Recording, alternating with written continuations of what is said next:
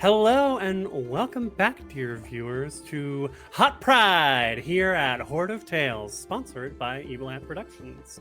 I am your director and host for this evening, Krifu Bernal. My pronouns are he, him. And thank you for joining us for the second session of Nights by Leylight, a Girl by Moonlight actual play in the Beneath a Rotting Sky series. Okay, I think I got all of that.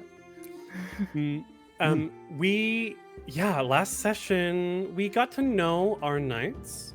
We got to learn a little bit more about the setting that we have built together as a group, and we got to see a lot of things go wrong and some good disagreements. But before I go any further, let's go ahead and meet our magical girls, starting with Ren. Hi, I'm Ren, pronouns they, them, and I'm playing Dante, who is currently feeling a bit frustrated about the way the last mission went, but we'll see how that resolves. Let's hop on over to Jacob. Hi, I'm Jacob, and my pronouns are he, they, and I'm playing Isabel Dawn and Aurora Twilight, she, her, and she, they, respectively. And Isabel is feeling bad about the events, and Aurora is feeling self-righteous, but bad. But also bad. Yeah. Just double the bad. Double the bad. Wonderful. That's what we love to hear. Hopping on down to Pan. Hi, I'm Pan, pronouns he, they, she, and I'm playing Pillar 7, pronouns she, they. Pillar is also pretty frustrated. They feel like they're letting their home down, their creche down, and they only have one purpose, and if it's not this, then what? So they are having a tough old time. Existential, even. And we've got Michelle. Hi everyone, I'm Michelle, my pronouns are she, her, and I am playing Tamara Ayuto, whose pronouns are also she, her, and who is feeling shame. She is feeling shame, she is feeling that the failure of the mission just proves everyone who doubts her ability to be a Ley-Knight. It's true, you came back from the mission and everyone else was harmed, except for Tamara. Mm-hmm. They put themselves out there for you. They did, they put themselves in harm's way.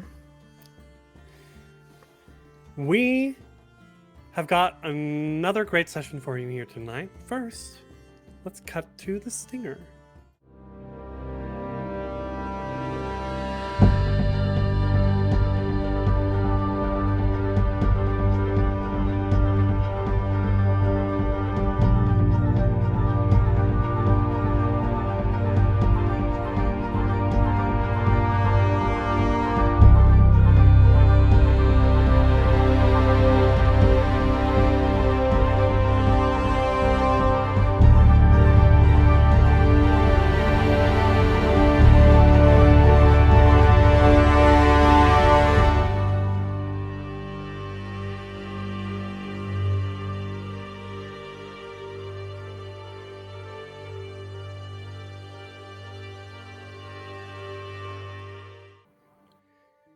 Two weeks have passed on the moon, and our creche kingdom is looking a little different. As the mana has begun to dwindle, systems have begun to fail. We haven't had nightfall in 3 days. It is getting hot here on the bright side of the moon. So we pan over the kingdom, this large castle in the center, surrounded by a bustling city township, moving out to these fields and farms. We can see that the farmlands are dried. The wheat and grains and vegetables that are growing there, browning. Even some of the farms have decay in them. As we move closer into the city, we can almost hear the sizzle of the hot sun on the cobblestoned streets, the people sweating. Despite the enormous heat from the weakening Croatia's atmosphere shields, the people are working. For to stop working means to lose your place. No more do we see children laughing and running in the streets, people gleefully, joyfully hawking their wares in the markets. There's a quietness that's fallen over the kingdom. Michelle, where do we find Tamara as we start the obligation phase?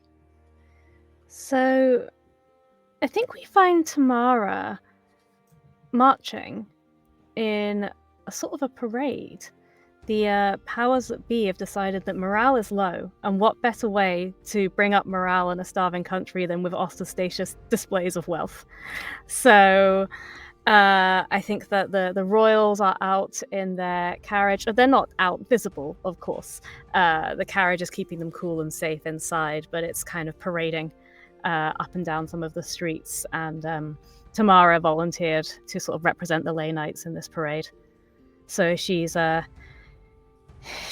and she's stressed from what went down before, but she's staying upright and she's in her ceremonial gear, marching in this hot, blistering weather. Okay. I think that's a sun.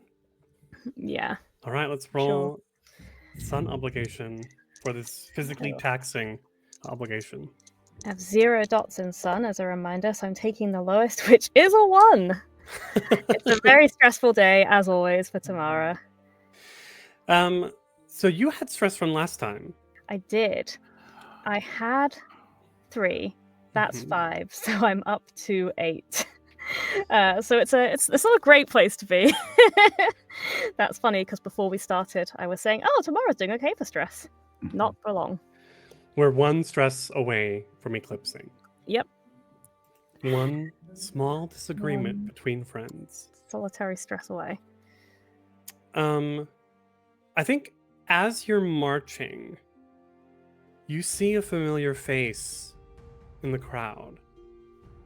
Your childhood best friend. Flipping. Anika. How long has it been since you last saw Anika? I think it's been a couple of months. Tamara's been really focused hard on being there for the Ley-Knights, and that she hasn't been back to the street she grew up on to visit her friend in a while. So we see the cameras kind of goes down.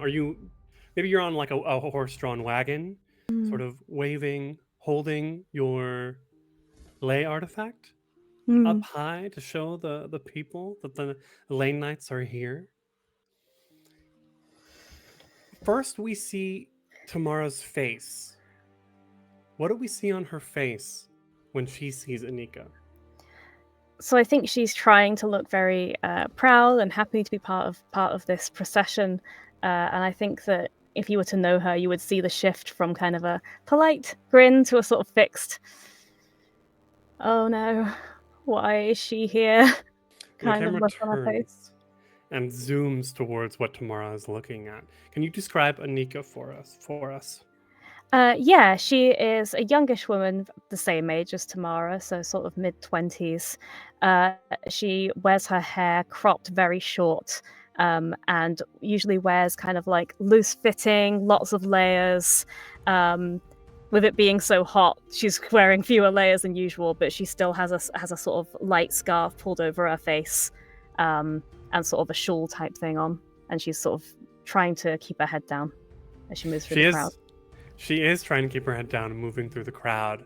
And as you're passing by, she stops, and with a group of people you don't recognize. Certainly not other young people from the place where you grew up. And sort of in the under the cover of this crowd of parade watchers, you immediately see that they're up to something. When Nika pulls out like a binder or like a small leather thing that like you would keep papers in. Mm-hmm. A satchel? Yeah, satchel, but also more like a Like a portfolio kind of thing. yes, thank you. Words fail me. Sort of like a clutch. Yeah. And she pulls it out from underneath her light linen cloak, and pulls out papers and begins handing it out to people. As you're marching by, several guards come up onto this group, immediately arresting them and pulling them out through the crowd. It's quite, if it wasn't happening to your friend, it might be impressive to watch just how smooth and silent this arrest happens. Because while the few people around them in this dense crowd notice it and like kind of look around, one look from the guard captain, and they immediately turn away, fixate their eyes on the parade once more, as if nothing happened. I think Tamara kind of watches this, and she makes half a step towards Annika, and then she kind of freezes, jerks back, and you see this physical kind of indecision happening before she kind of remembers her place and her duty, and she smiles and pretends she saw nothing. And the wagon pulls you away. We move away from this scene, rolling my random die, and we go to. It's got the same number. We go to Isabel. Isabel, where are you on this hot day? Isabel, because of the failure and because Isabel comes from this noble family, she has a sense of duty, because one of the things that's sacred in our kingdom is hierarchy. And so she feels that it is her direct responsibility to answer for the failure, because she is in one of the hierarchies. She's up on the top in terms of like social order, and she feels like she can take the fall for it and protect the others. So she is, I think, trying to plan with Lord Venken, but she is getting dressed down by him, and also there's some concern from one of her parents. I think the Duchess of the Dawn is there, and sort of trying to figure out what went wrong. Why were we unable to have our power and our duties? But Lord Venken is just looking at Isabel with this just extreme displeasure, I think. Well, we'll see how hard she's being dressed down. Yes. So stars, and so this is social pressure, and I have 0 stars, 0 dots in this. So it's a 3. That's not bad. Okay, middling. So you'll gain 3 stress. Yeah. 6 minus 3 is 3. Yeah. What is that, out of simple curiosity's sake? What is your stress total now? I used all of my links last time to clear my stress track, and so I was at 0 stress. Okay. But I fell into, I think it was because of the comfort of the order of the mission, all of the stress from the discussions, and then when we got down to work, I was able to just let it all go. But it's coming back.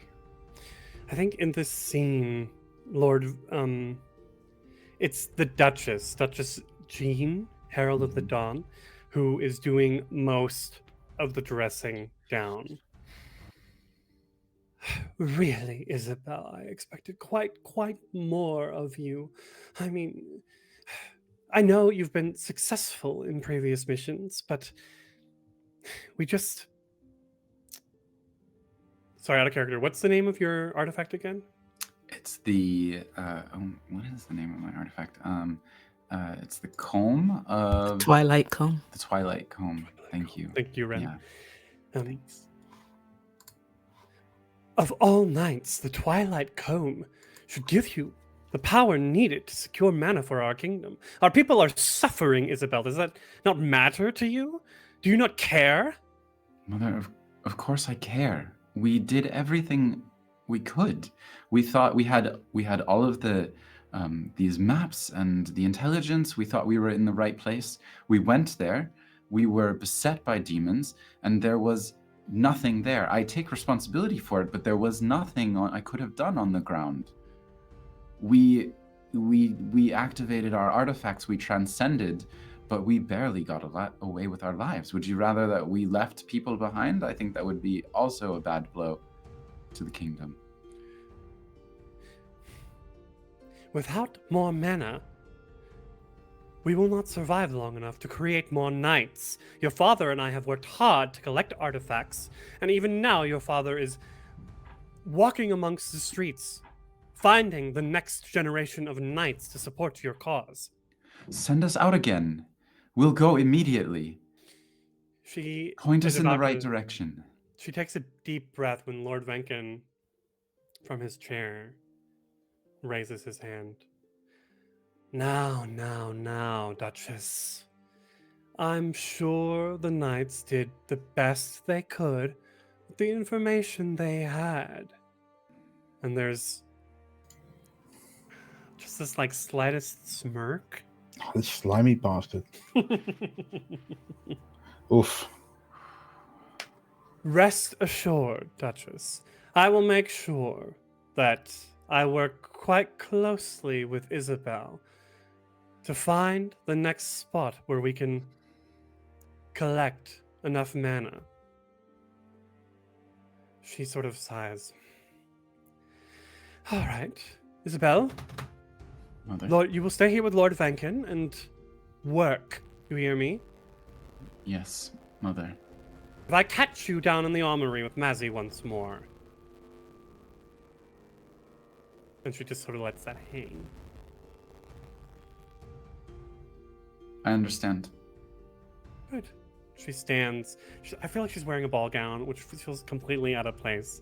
But it needs to be this like big bustle that like almost knocks things over as she moves because she doesn't care. Mhm.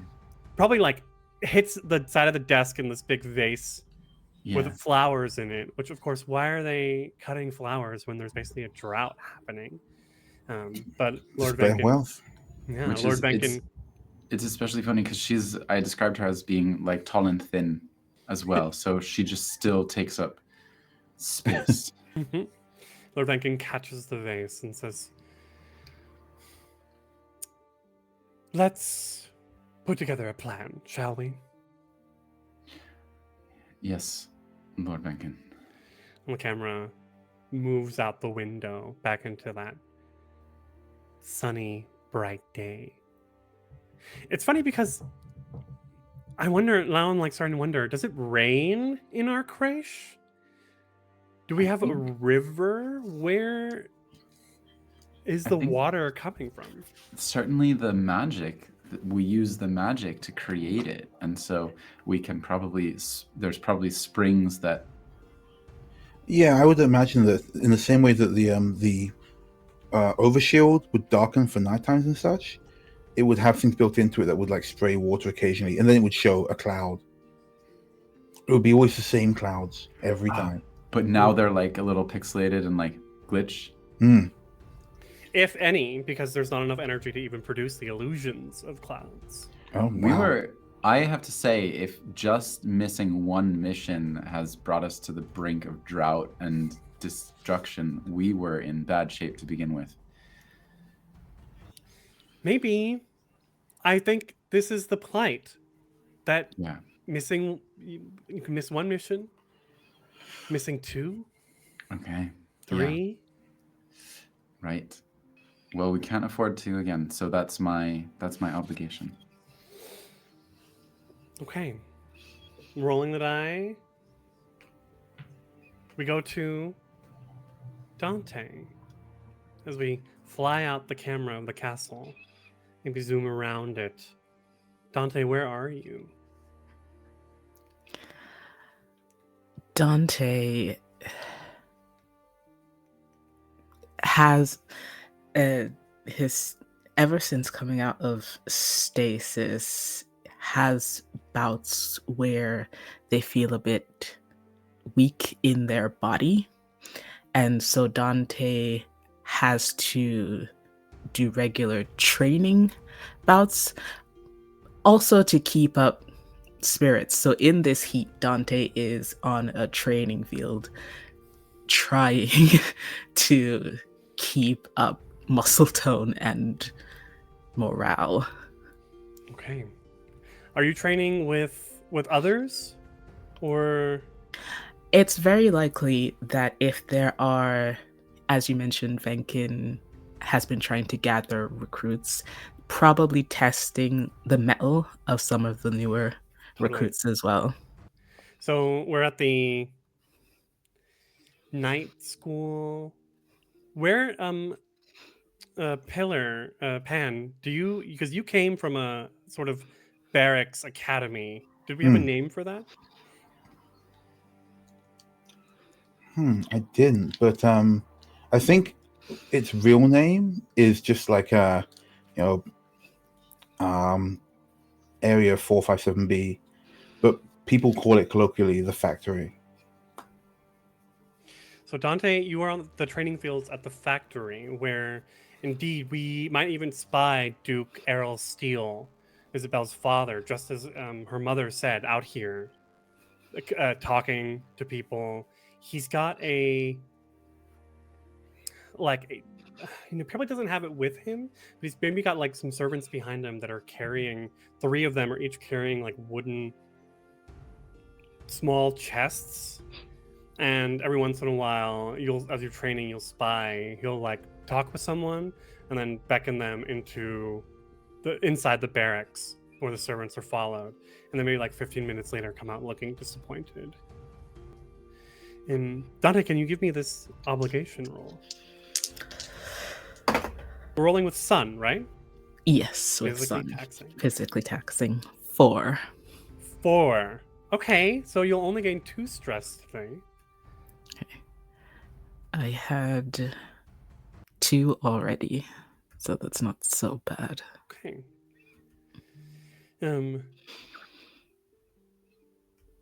Dante's with a few other soldiers or recruits. I guess squires might be an okay term. Are you showing them like how to train, or are you just taking part in their training exercises alongside them? As an active knight, Dante probably feels that there's a duty to show them if he feels like they are lacking in some capacity, but it's very likely he's also trying to see if they have improved on some techniques in the 200 years, which likely has happened. I think so. You're working with some people, and maybe it's time for a break. And as you're drinking some water underneath a canopy, a young woman with a super short, dark hair, comes up to you. Excuse me, Knight Dante. Greetings. I was just wondering. Excuse my rudeness. And she bows and introduces. That's not necessary. Oh, it's just she looks up from her bow. It's just that's what we were taught, how we should address the knights. Right. Carry on then. I'm Squire Roxanne, and she starts to bow again, and then like catches herself. If I may, I have a personal question. Right. How did it feel when you bonded with the Anachronous Blade?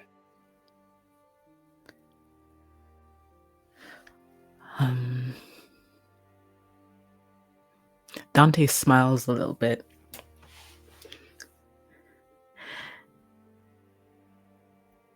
Have you ever been in love, Roxanne? Despite her darker skin tone, there is like slight blush that appears on her cheeks. Yes. And she sort of like looks up at you, trying not to smile. Do you know that lightness, that pull that you feel towards that person whenever you are near to them? It's magnetic, but sometimes stomach churning. That is similar. It runs sort of parallel to that in a way. The blade called to me, and in some way I called to it. It was like we had always been together. I can understand that. She like is looking over your shoulder, and if you turn, there is a tall, muscular young woman with dark black hair and a long ponytail, and tan skin. I'm imagining Korra from Avatar. And she's like laughing and like hits someone on the back really hard, and like causes this like scrawny guy to like spit out the water he was drinking. And Roxanne's just like looking. I think I know what you mean. And the camera slow-mo pans as she's like turning. That's incredible. I love that. I just have to say. When you find your Ley artifact, or when it finds you, you'll know.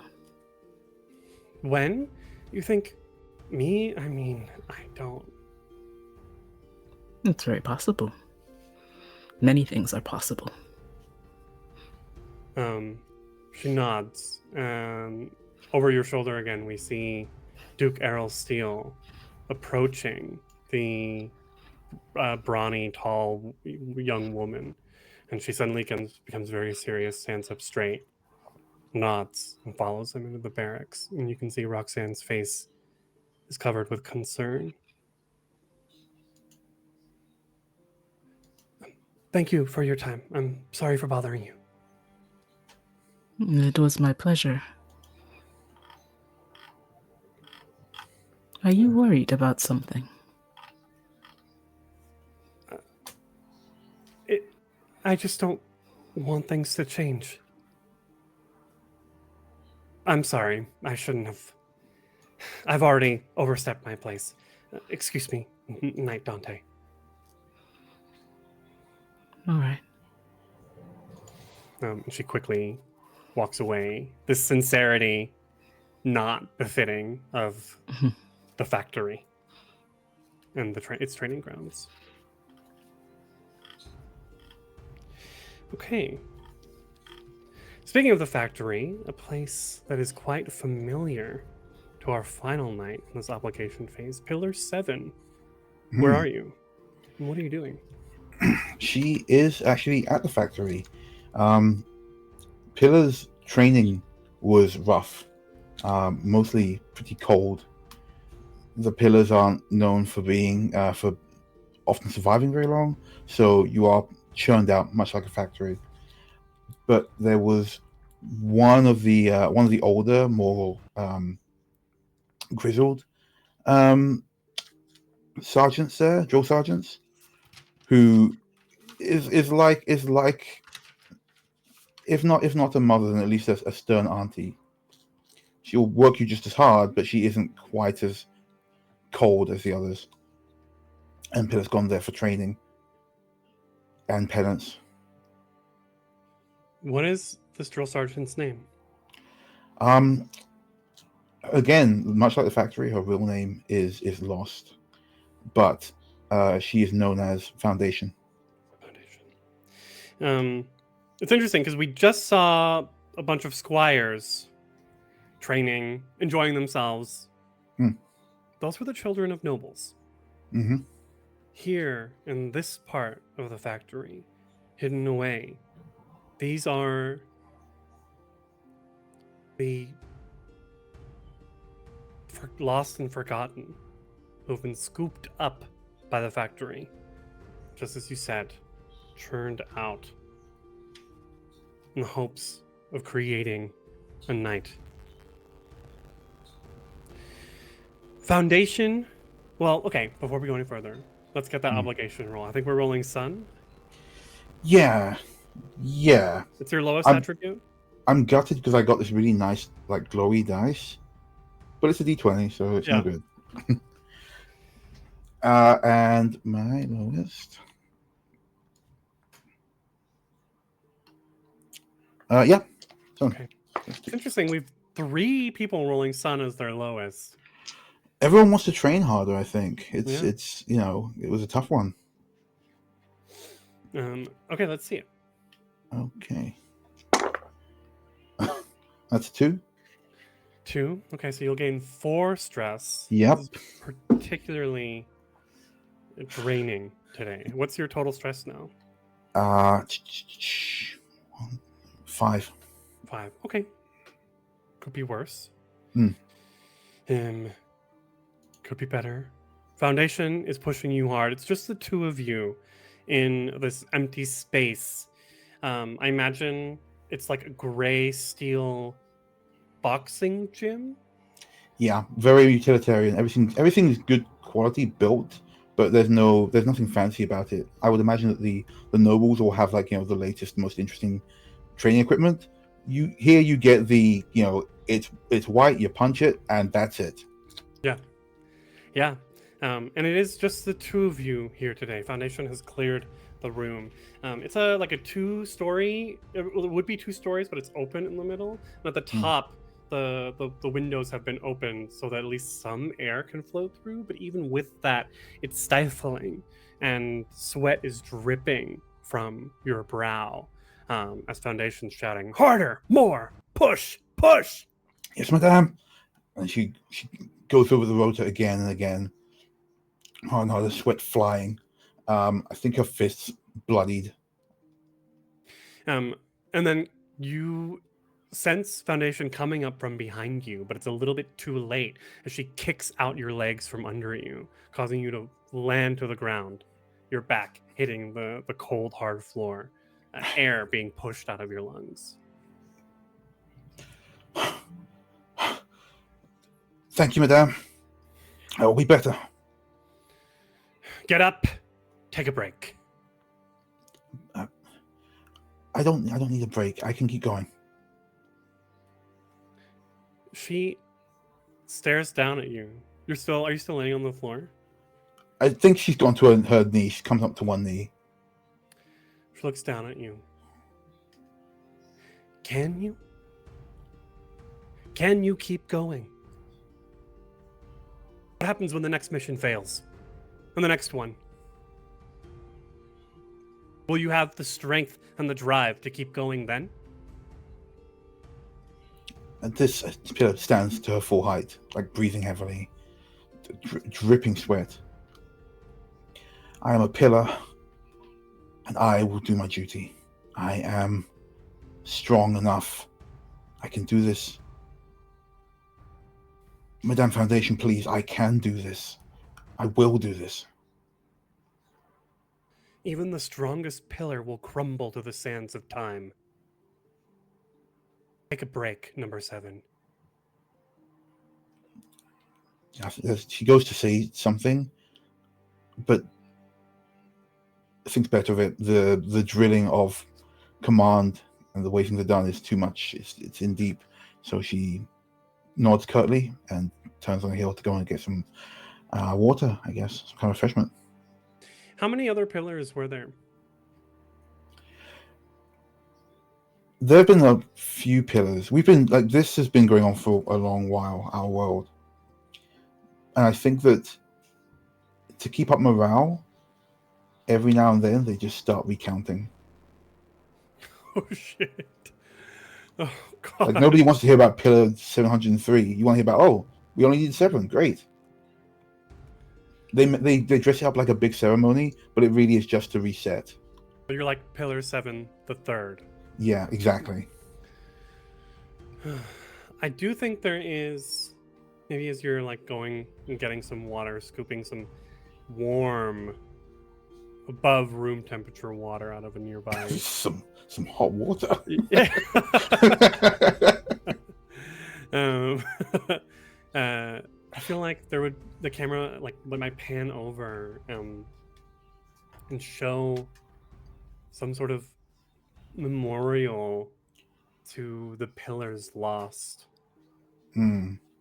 And I don't know, it could just be tally marks on a wooden board or notches, but it starts on one end and it just keeps going and going and going until we can see like the whole length of the room, not like the short ends of this rectangle, but the full side of it. It's just this wooden board marked with our crumbled pillars. Hmm. Okay. Okay. I think That was fun. Pillar looks up at that. Actually, I think that because it's not something you're really meant to be allowed to do, it's up high, so it's like around like the upper border of the gym. True. If you know, you know, and if you don't, you wouldn't look up for it. Mm-hmm. I think Foundation's probably put a lot of those tallies there herself. As well as the previous foundations. Mm. And we pan away from this back into the searing, hot, sunny day outside. As we move into the downtime phase. No one critted, so everyone still just has 2 downtime actions. No.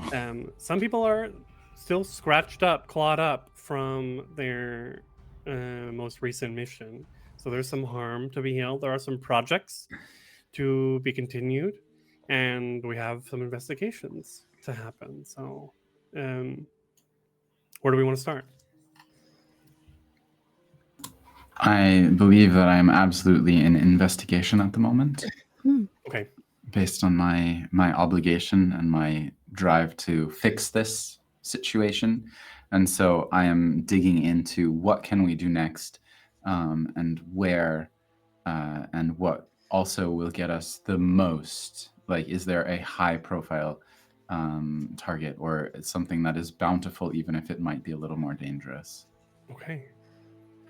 So what are we analyze, perceive? Yeah, none of them are great for me, but I wonder also if I could see some of these other ones concealing, because you're trying to choke down your real feelings as you're working with Lord Venkin. Yeah, not great for me either, but I'm happy to do it. How, whatever you're thinking too. I think analyze and perceive are pretty accurate. I thought that maybe there could be an argument for forgive toward Tamara, in like checking over her work and finding out if there was something that she missed or something like that. But that's a bit of a stretch, I think. No, I like that. Lord Venkin's like, why don't you start with Tamara's work? See where she went wrong. Yes, sir. And so I dive into these maps and trying to find, is there a hole in them, or did we miss something, or what happened? So it's 1 die, but it's not at disadvantage. Okay. So here we go. That's a 5. Oh. That's quite nice. Okay, that's going to give us 3 investigation segments. And our investigation went down to 4 at the end of last time. It clears. It clears completely? Okay. We start from scratch every session. Dang. Oh, we get +1 die because of our series ability. Yes! Nice. And we mark that experience XP when we... XP. All right, it's a 3, so I'll take the 5. And the XP is general playbook XP, or is it? Yeah. Okay, great. Which you can also put under attributes. You know what? I think I'll lean it into playbook for now because Mhm. it's a long, high hill to climb in this. I think I said. Yeah. So 5 gives me. Oh, what happens now? It's also a gather information, so we're gonna ask some Yes. questions. Yes. Yes. Great. And I It's have a some. lot better now that we've did that first session. Mhm. Like I can Yeah. feel the momentum You're already moving getting it. forward. Yeah. Yeah. Cool. Gather So- information. So with a 5, we get Gather one question and one follow-up. Yep. And we mark 3 segments. And my question is, because I'm investigating Tamara's work here, I'm looking at how are the I'm looking at what here is incomplete. That's my question. That, or I have another one, which is how is the information that we have and our failure connected?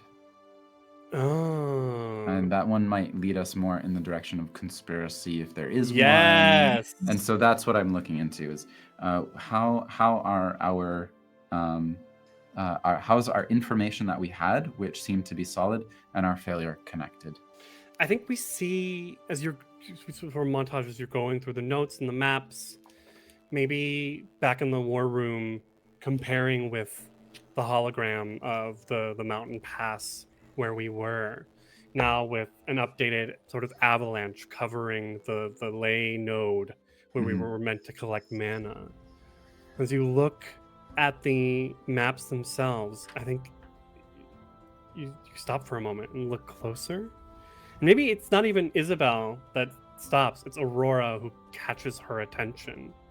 Mhm. And you can hear her saying, like, whoa, look at that. Mhm. As you realize this ancient map, parts of it have been erased. Recently, like scraped off and written over like a palimpsest or something. Mm-hmm. This has been tampered with. Who do I tell? Who do I? Yeah. Who? Okay. My follow-up question. It's hard because I kind of want to also Yeah. play Aurora in this moment so you don't have to Okay. roleplay with yourself. Is that okay? Yes. Okay.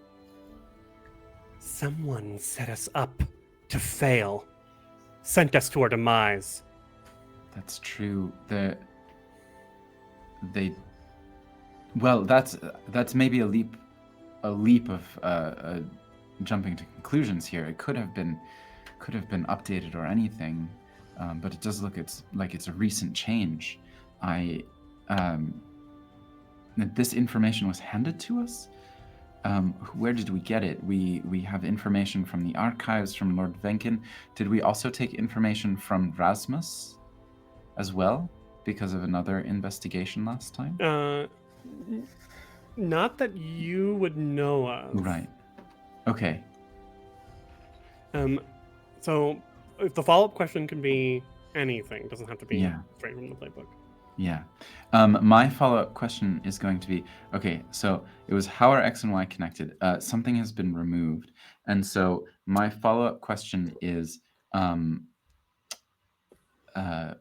where might I find the truth under here?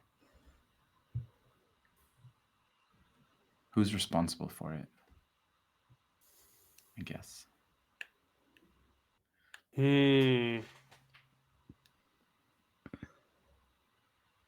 Well,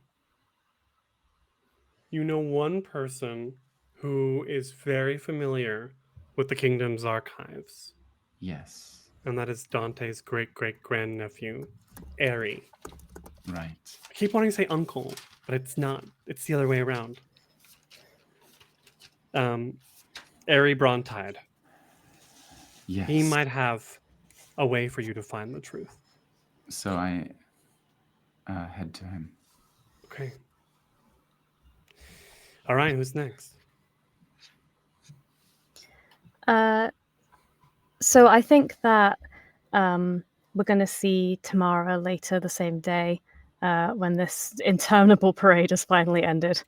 And she probably is in the same area as the royal guards are, sort of to change out of this ceremonial armor that she's been wearing. I think she takes off this very elaborate sort of plumed helmet, which looks great but would be useless as an actual helmet.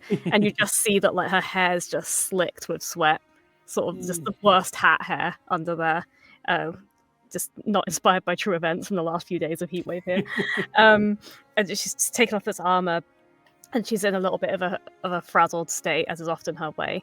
But I think she's turning to the other guards, and she's saying, "So there was that some kind of disturbance I thought I saw midway through the day there. Some people just doing some kind of disruption." And this is her doing what I think will be a long-term project, which is trying to find out what happened to Annika and help her. This isn't going to be a very long project. Okay. Standard is 6. I half want to put it at 4. Okay. It could be succeeded today Amazing. if you get it right. Big Or if the dice want you to. If the dice are on my side today. Yes. Okay. 4 o'clock. What are we... We're gathering information. Mm. It's typically a fortune roll. So I think you just... With a fortune roll is just a straight 1 die. Yeah, I assume it's... Oh, well, we don't have a crew tier. A fortune roll... Rolling the dice. Using the... Yeah, you use the tier that's relevant. So the adversary tier, or whatever it is. Okay, so we're still... Well...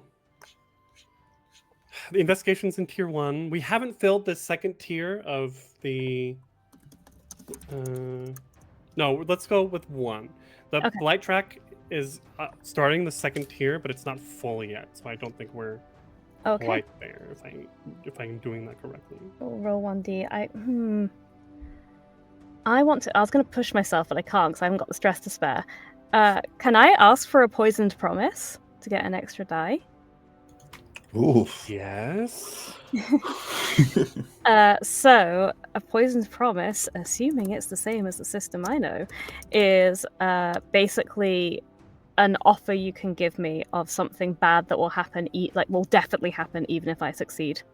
So I can choose whether or not to take it, but it will give me an extra die if I accept it, but will guarantee something bad will happen. Some examples include betray a friend or loved one, maybe by accidentally exposing a secret they told you. Introduce a troublesome character or factor, perhaps a longtime rival interferes. Inadvertently help your adversary's cause. Start and or tick a troublesome clock. Got it. Uh-oh. I'm going to put a new clock here as attached to this. And it's not going... Should I tell you how many ticks this troublesome clock has? Jacob's shaking their head. Okay. Keep it a secret. Yeah. Okay, you can keep it a secret if you want. I'm definitely taking this regardless. I was gonna pretend like it was gonna change my answer, but that's too spicy for me not to go for it. It's too spicy. I love it. You can tell us what it is if it adds dramatic effect. I just thought the mystery is fun too. To know it's ominous, but not to know anything about it. Okay, discover what happened to... Okay, so you will get your extra die. Okay, so I'm rolling 2, and I hope that was worth it. Nope, I rolled 2 2s. But I gather info, I still get something, don't I? It's just not very good information, I think. Yes, you do get to ask a question as well, and we'll mark... I think we mark 2 ticks for this. Okay. Because it's also a project. So that with two segments are marked. Okay. And since we're gathering information, you will get to ask 1 question. My questions. Okay, so I'm trying to find one of the guards who's going to give me information. So I think my question is, who here is strong or vulnerable? And specifically, I'm looking for who is vulnerable, as in maybe vulnerable to being talked into giving away some information. Okay. Who here is strong and more vulnerable? Someone vulnerable. All right, we need a guard. A young rookie guard.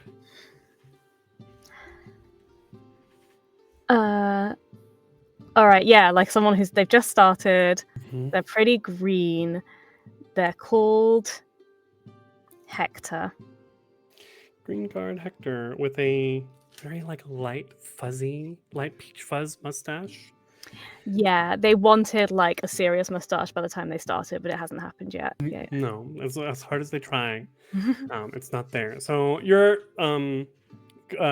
changing out of the parade uniform. The rest of the guards are there, and you see Hector in the corner, standing on one foot, like pulling their boot off, but like yanking, and literally like falls forward, hits their head on one of the lockers, and sort of like catches themselves. Oh, there's a buckle. It's sort of around the back of your calf. It's really hard to Oh, see. gee. All right. Thanks. Oh my gosh, I've done that so many times. Oh, But yeah, did you see that like that disruption thing? I was like on the carriage at the time, so I couldn't see properly. What was that? Oh, well, night tomorrow. I'm not sure I should be.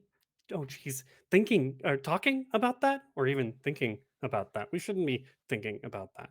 Oh, well, I mean, don't worry. I'm not trying to be like nosy. It's just like obviously I was there to represent the Ley-Knights, and if there's any kind of like trouble brewing in the kingdom, then we should know about that.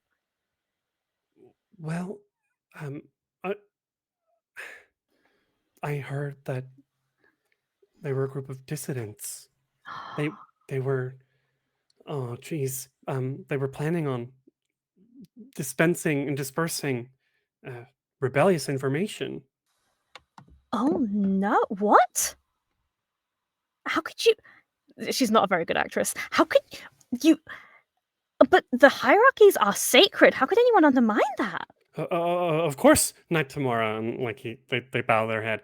It's just some people. I guess they're frustrated. I mean, it's pretty hot, and I can get kind of, annoying or uh, angry when I'm hot and hungry, and you can at that point hear their like stomach growl.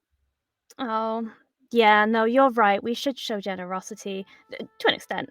You seem like a really nice person, Hector. I'm glad to have met you. Oh, thank you, Night tomorrow. You can just call me Tamara. It's fine. Okay. All right. Yes. I won't. Tomorrow. I won't tell anyone. So if someone was doing something like that, like what happens to them? Do you know? No. The guard captain might know. Oh, yeah, you're probably right. Oh my gosh. Okay. Well, maybe I can find out. I'm just, if there's dissidents spreading, then the Ley-Knights definitely need to know about this.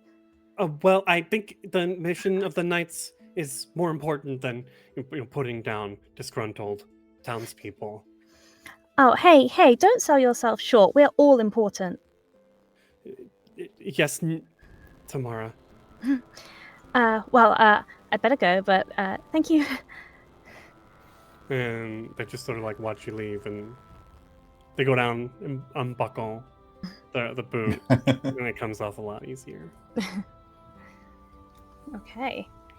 So I'm Okay. halfway to finding Annika, but not quite there yet. Not quite there yet. Okay. And a troublesome clock. Whoa. What have I done to us now? Start ticking. Ooh, okay. What other downtime actions have we got in mind today? I think Dante would like to find Pillar 7, seeing as they're in the same place. And the activity I'm going to be doing is help a friend recover.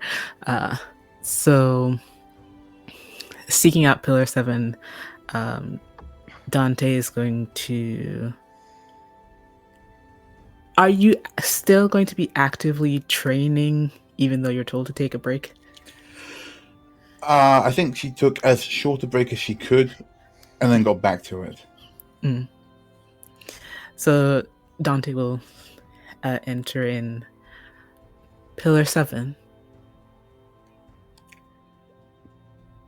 Night, Dante. I'm sorry. You should not have seen me like this. And she salutes. But she is also bedraggled and bloody and sweaty. Looking at the absolute state of you, Dante will say, "Could I have a moment of your time?" Is Foundation still there? I think Foundation was probably nearby, but as she sees one of your fellow knights comes in, like steps back into the shadows of this room, despite being your ex drill sergeant or your previous drill sergeant, you are a knight and owed respect. I think there is a flash, a glimpse that Pillar still looks to Foundation for permission. And it's just like the most minuscule nod if Foundation gives it at all. Pillar like breaks her salute, her stance, says, "I'll be out in a moment." And she's going to go and clean up as best she can and get changed. She meets you outside with a towel around her shoulders and her armor back on. Walk with me a moment. Of course. And Dante will begin to lead you out and away from this area. You were injured in the fight. It was nothing I couldn't handle.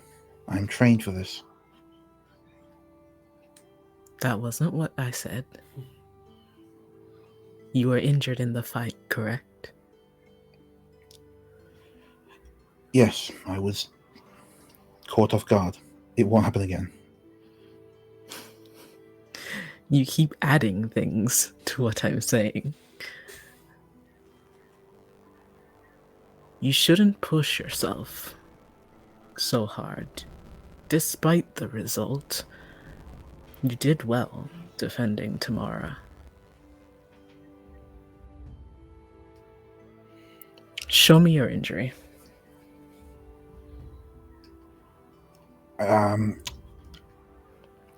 Sure. Pillar relents, and she takes off the heavy overjacket she wears to show that she has gotten a pretty nasty gash across her arm from one of the what are they, bandicoots? Mountain lion? Mountain lions, yes. From one of the demonic mountain lions. The image of Crash Bandicoot. I don't know why I went to Pillar 7. bandicoots immediately. Don't give me any ideas. But yes, the mountain lions slash is still. She's been patched up, but in the most functional way. Dante will look it over. Do you truly believe that pushing yourself to that extent is going to help you heal?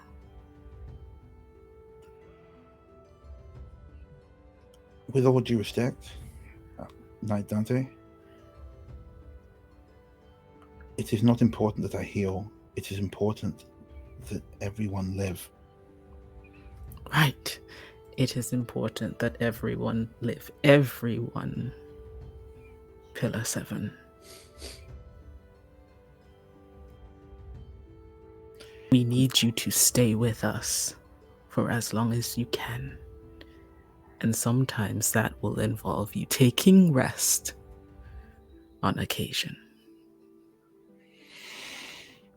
I think Pillar's mind flashes back to Foundation saying something similar, and sags with an exhale of a long held breath. Very well, Knight Dante. I thank you for your care.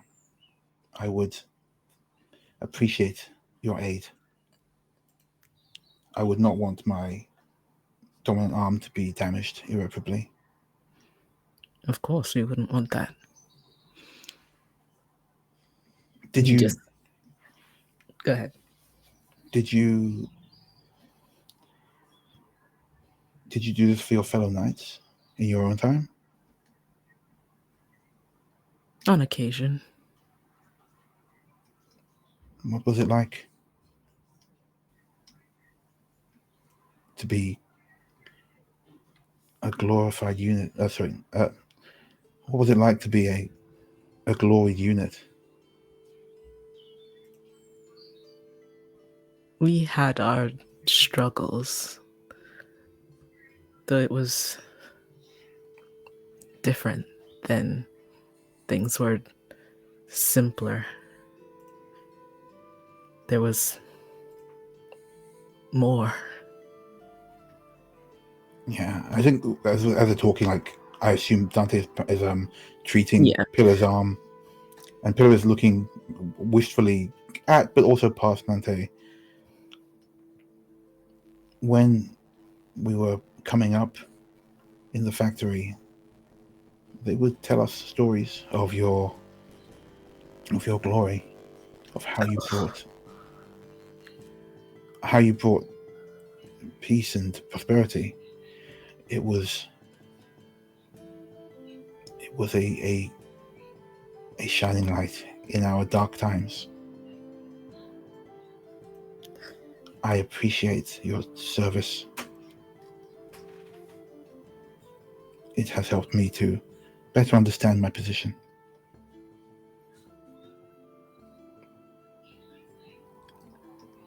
I don't want to disappoint you. I fear some of those stories might be highly exaggerated. It was simple, but it was still difficult. And yet he prevailed.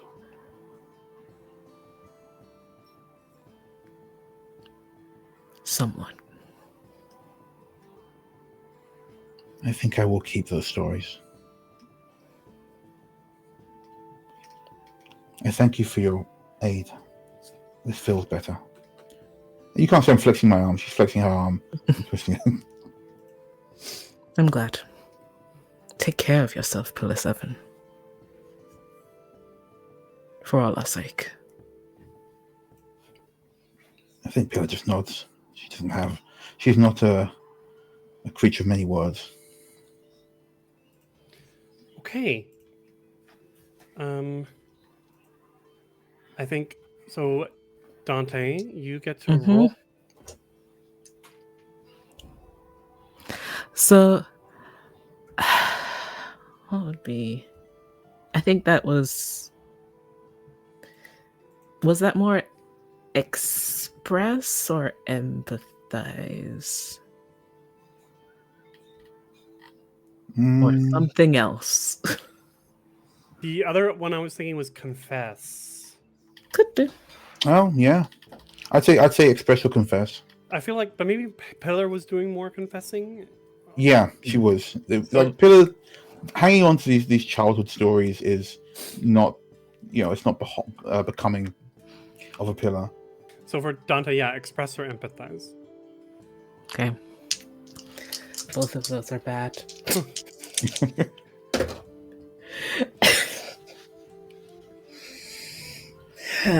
Out of 1.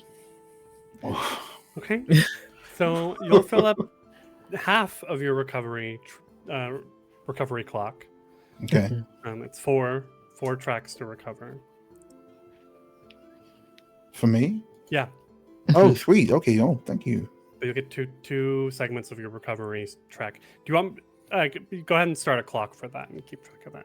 I was going to say, do you want me to keep track of that? I don't want to keep track of that. No. I got it. We have it on our sheet. Yeah, it's on the sheet. It's just there's a lot of things on the sheet. I found it now right below. Okay, perfect. But yes. I feel like I can. No, that wasn't it. No, I'm good. Pillar, it is your turn to do a downtime action. I think Pillar would want to speak to Isabel. I think I would like to try to I think that despite the conversation they had the other day, it's been a couple of days now. Was it a couple of weeks? 2 weeks. It's been 2 Weeks, sorry. weeks. Despite the conversation they had a couple of weeks ago, I think Pillar does respect them even outside of their status, especially as a battle partner, as evidenced by their ability to work in sync on the battlefield. So I think Pillar has made a point to find Isabel, and perhaps is not. Where does Isabel spend their days? They've been going around like a lot in the archives, in the war room with the analysts lately in the last couple of weeks. Also checking out the equipment, not deep in the armory around the armor, but making sure that we have everything we need for the next mission. A little bit extra, maybe basically preparing for a big mission to try to make up. Sort of pulling extra hours and not sleeping enough. You'd find her in the war room. I think Pillar would have made a point of asking around so as not to like seem like she's stalking her, but it just comes off as a 7-foot woman keeps saying, "Where is Knight Isabel?" Where is she? Yeah, and it came off really bad. But she's finally been directed to Isabel's location, and she stands half to attention in the doorway, and then remembers herself and knocks. Come in. Pillar 7, please come. Tea? No, thank you. There's like cold tea on the table. Oh, is it cold? It wasn't originally, but it is. No, that's fine. It's Yeah. less luxurious. Pillar looks at it and says, I think she whispers some kind of a word of penance, but does have the tea, even though it is cold, so it's fine. And there's a moment where she does really mull it over in her mouth before swallowing. At ease, you can relax a little bit. It's just us in here. It's never quite just us. That's what I wanted to talk to you about. Real quick, are we helping a friend recover or having a disagreement? Oh, this was a disagreement. Well, no, I wanted to recover, but I wanted to be. No, I want to recover, actually. I think this is better. I Okay. don't need it. I Huh? have plenty of harm tags to fill up. I don't need to recover right now. Then I'm We can okay. have a Then I'm happy to disagree with you. Yeah. Yeah, I think getting those links, as we saw, will be really important during the mission. Yeah. Okay. Yeah. Okay. So, she looks down at the tea in her hand and says, "Earlier this month, when we spoke, I chastised you for your choice of armaments. Yes. I remember. I do not apologize for that, but I do apologize for the way I did it. Our last mission was fraught. It was dangerous. And if you feel it is best to leverage any advantage you can, no matter how distasteful some may find it, I cannot fault you for it. We need to be stronger."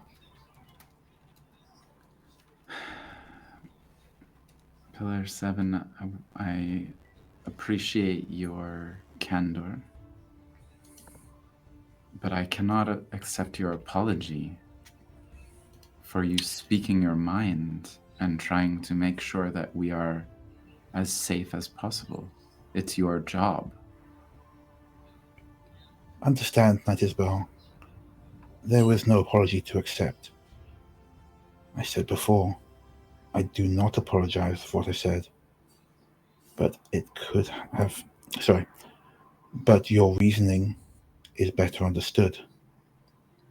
if you choose to take that relic into battle with you, I will say nothing of it. I've been reflecting on it myself, and while I think it would be an asset, perhaps my time was mislaid, because had I been attentive to my actual duties, I may have been able to find the errors that we were presented with that we did not know about. Those things that had been hidden from us. And so the Errors? fault is still on me. What errors do you speak of? Tamara and I went through those maps. Look. This map has been altered. Whatever information that was on here is false. It was either hidden or misled. We were either...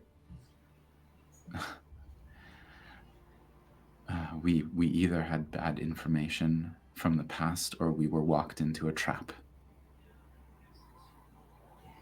Who else have you told about this?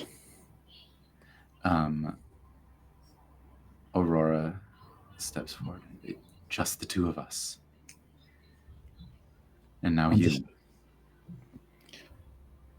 Understood. Then, what do you propose our course of action? Well, we have to save the kingdom. And we have to find... Pure snorts. I know, simple task, right? Over breakfast. Easy for soldiers like us. I think that's actually the first time Pillar's even come close to laughing in your presence. Like, I think that one, like, was enough to... That's more emotion she's ever shown you. We have to track this down.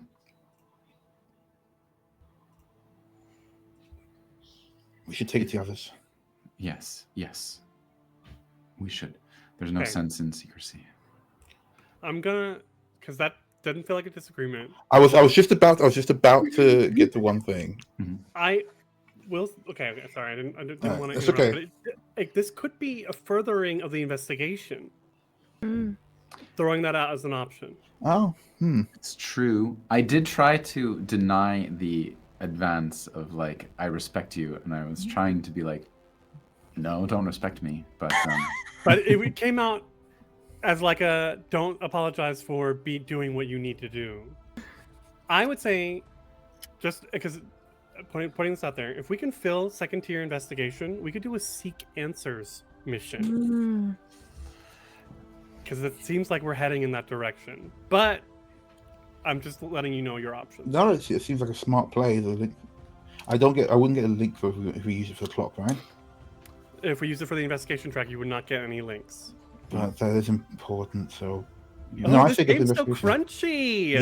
Yeah, there's a lot to keep track of, but no, I think the investigation takes precedent. So, I think it's a case where Pillar came in, was like, "Hey, I'm gonna talk some shit," and you're like, "Look at this." She went, that was actually way more important. yes. Personal problems. Yeah, like I'm still kind of mad, but this is actually important. So Yeah. that's good. Me too, but this is important. Okay. So I feel like this is some sort of express or empathize or forgive, even also. I would go with the forgive. I think. Okay. Scary business though for Lynx. It's gonna be tough. Yeah. But we have another phase of downtime actions after this. Yes. Okay.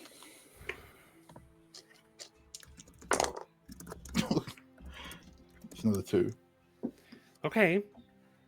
I'm gonna change dice. So that's giving us 2 tracks in the investigation, 2 segments. Yeah. And as it's also a gather information check, you get 1 question.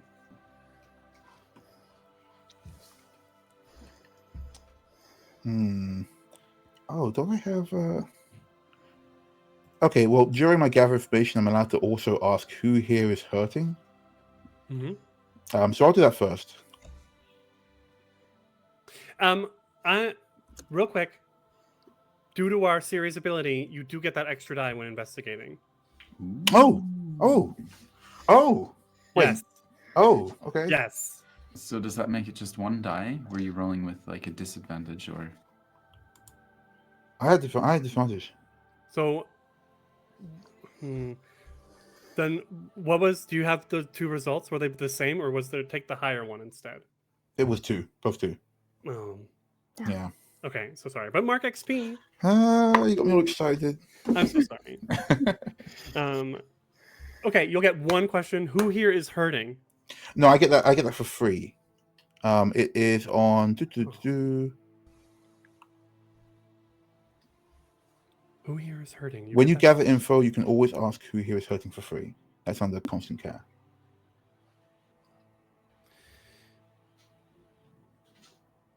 And by who I do mean both of the people. That's what in one exactly soul. what I'm thinking of. Of course, Isabel is hurting. She has this responsibility that comes from her parents. But I think when Aurora steps in and Isabel's eyes turn purple, you see for the first time in Aurora's eyes fear that it's happening again. Okay. And then that leads into my my main question of what is most dangerous here? I don't want to be a jerk and say the most dangerous thing here is what you don't know, because that's not really an answer. But it's true.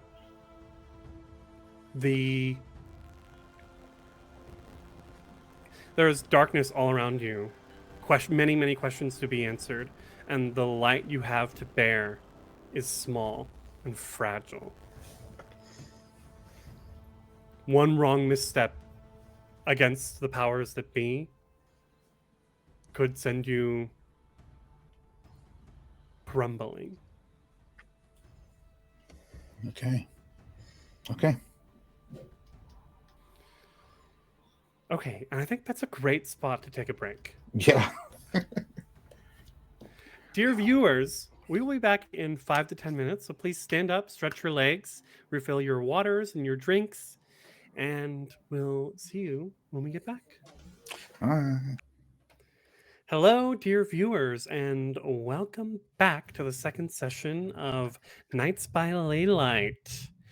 We are in the second round of our downtime phase as our knights have begun investigating the questions revolving around why they failed their previous mission and where this falsified information went to. So, who wants to kick us off? I think I have sent a messenger to Dante saying that Tamara needs to see you urgently in the archives. It's very important.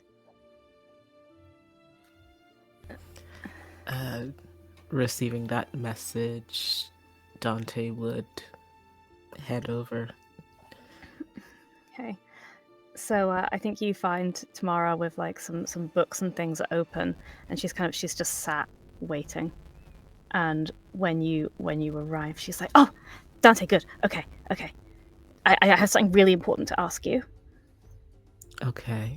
So I know you really like hot chocolate, but 200 years ago, did you have iced chocolate? Did I? I don't think I did much. Maybe. Oh my gosh, then you are in for such a treat. It is the best thing on a hot day. Come on over here. And she's set up with like some little tumblers of iced chocolate and a comfy seat down here in the archives. But I feel like having it iced defeats the purpose of it being hot chocolate.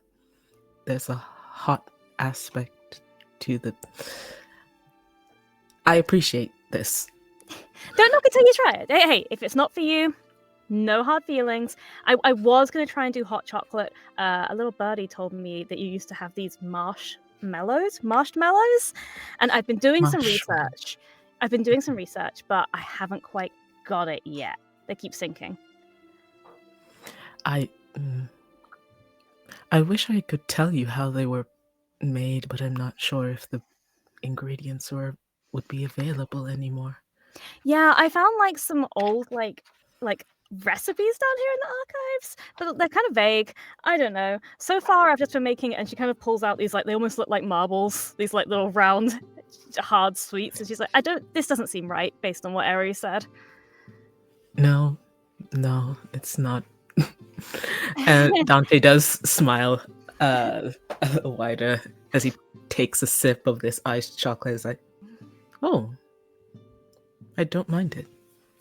Hey, I'll take that. You know, you've been working really hard, Dante, and I just wanted to say how much I appreciate you protecting me back there a couple of weeks ago. It was really scary, and you saved me, and well, you all did. So you know, I just thought maybe you could use a little bit of Dante time to rest and heal up. I do appreciate it, Tomorrow, but I wouldn't think too poorly of what happened a few weeks ago. You are going to come into your own. Thank you. I really think I'm going to get there. You know, I spend so much time researching like ley artifacts and the connections, and it just, the more I read, the more I feel like I can't find this answer in a book. Sometimes you just got to experiment, like I am with the marshmallows, and I know they're not there yet, but I'm determined. Determination is one of your qualities I admire. Thank you. I mean, gods, coming from the monarch of determination, you waited 200 years to come back. It's so inspirational. Thank you for saying that. Yeah, and I think Tamara's just kind of trying to help Dante recover by having a nice little chill time, just chatting and keeping it light for once down in the I'm library. getting empathize. Yeah, that sounds right. Let's go empathize. Am I good at that? No. Let's try it anyway. Sorry if I don't give you much recovery, Dante. Oh, wait, no, I have to take the lowest one, don't I? I rolled a 6 and a 1, so it's a 1. Oh no. Okay, well, one That's is still good though. still 2 segments. Oh yeah, it's not nothing. Okay, we'll take it. I had 6 forgot, and then 1. Oh. Yeah, it was a real burden. That's so similar to what I did for. I rolled a 5 and a 1 for Pillar 7. It's like, I can't win. Yep. These dice are playing games with me. It feels good though, because if we end up taking more harm, right now you've both only got 1 level 1 harm. Yeah. If you end up if you take another one next session, you're that much closer to recovering all of that level 1 harm. So That's true. it's not bad. And who wants to go next? I'll go. There's like from the war room window overlooking the courtyard, Isabel sees this exchange, like the In the archives?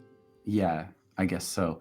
Or was it in the archives where the hot chocolate was? Mhm. I guess I pass by this at some point and I see it. Maybe and from like some yeah. balcony that like overlooks the archives. Yeah, and later, I guess Tamara comes in to do some work, and Isabel is there, which is a bit unusual. Isabel's been working weeks, but Isabel's like in the room where Tamara's station is, and it's one of those like when you walk into the room and you know something is off between the two of you. And there's just that uneasy silence, and Isabel is just sort of leaning against the bookcase in the back of the room, this like low bookcase with some stuff on it, and on the table in front of it are the maps laid out, and she just says it's nice to have hot chocolate, right? But if you want to be a knight, you have to step up and help us solve the problems as well. I I mean, I've been out on patrol in the hot sun all day, trying to keep our reputation up. I just stopped to have a cold drink. What's wrong with that? What was this? And motions to the maps that you recognize. Did you know Did I know well about these have been altered? We were led in. We walked into. We were destined to fail. What do you? No, these are like Lord Venkin told me to get them. They're like old maps. What do you mean they've been altered? Look, you clearly weren't looking hard enough when you looked through them. No. Hey, no. I looked really hard. Me and Pillar 7, we spent hours like cross-referencing these with the scans we have. I wouldn't have missed something like that. I wouldn't. But if you look at them, if you actually look just at the map, don't put a scan in front of your face, but take the real objects here. They've been changed, scratched away. You can see it.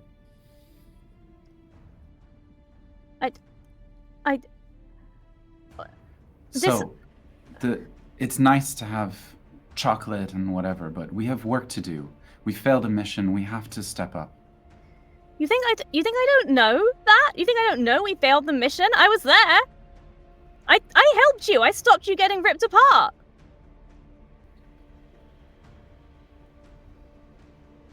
We all risked ourselves to make sure that you didn't get hurt. It's good to have you with us, but we are working extra to protect you as well. I didn't ask to not be able to do the things that you can do, all right? I didn't ask to get sent out. I got sent out and I did what I could. And nothing is ever good enough for you, is it? I'm trying to help you. There's a lot of responsibility. It's not all glitz and glam and being able to relax on hard days. Glitz and glam? You were here with your shiny giant swords and your two powerful magic shadows, and I'm there with a pen that does nothing, and I still tried to protect you, and it's not good enough for you. Nothing is good enough for you because you are rich and posh and special, so you get to just boss everybody around, isn't it? Well, all of us got to be here because we all have potential. You were out in a parade while I was being dressed down, while I was taking responsibility. You were having hot chocolate while I'm here researching what we're going to do next so that the kingdom doesn't crumble. And your plan for what to do next was to be a dick to me? I'm sorry your mummy and daddy had something to say, but not all of us have parents to sort out our lives for us. Some of us have to do the best we can and don't have everything handed to us. So why don't you just get off my case, Isabel?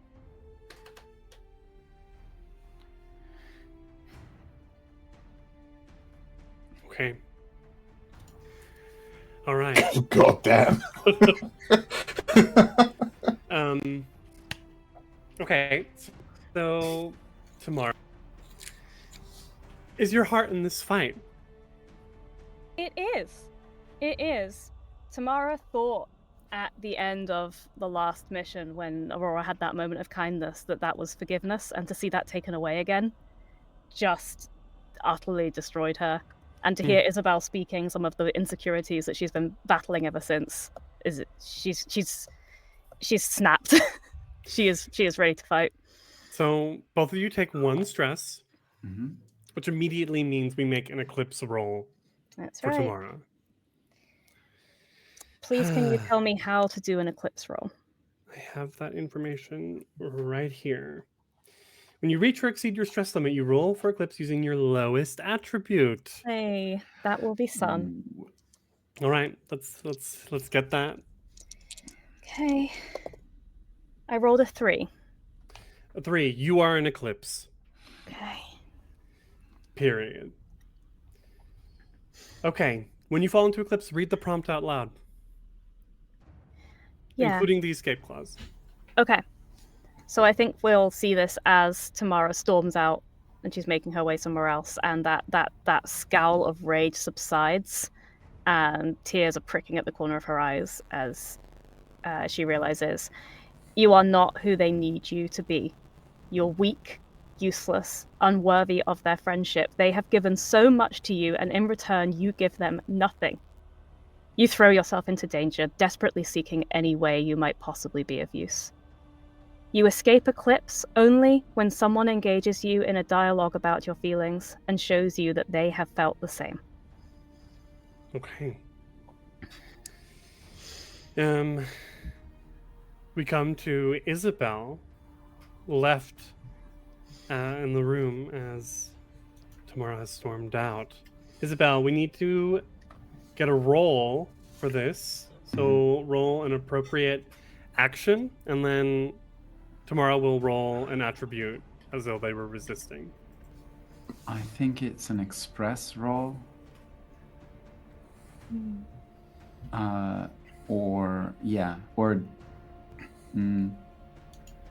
It's. I don't think it's defy. I think it's express. Okay. I might teach someone a valuable lesson about friendship. How not to do it. And Tamara, I think this is a moon roll. It's a consequence from despair and heartbreak. Oh, yeah. I think you're right then. Okay. So as if you were resisting. Okay. All right. So I roll 2 at disadvantage. They're just there's a moment of silence after Tamara storms out, and Aurora just says to Isabel, "Well, that went well."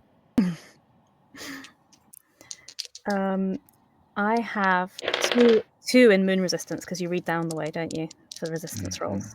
Yeah, you count the dots up. Okay, yeah. So I have 4. I rolled I got 4.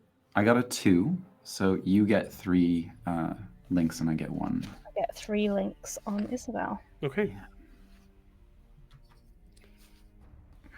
Very nice. We're in eclipse. Who's next?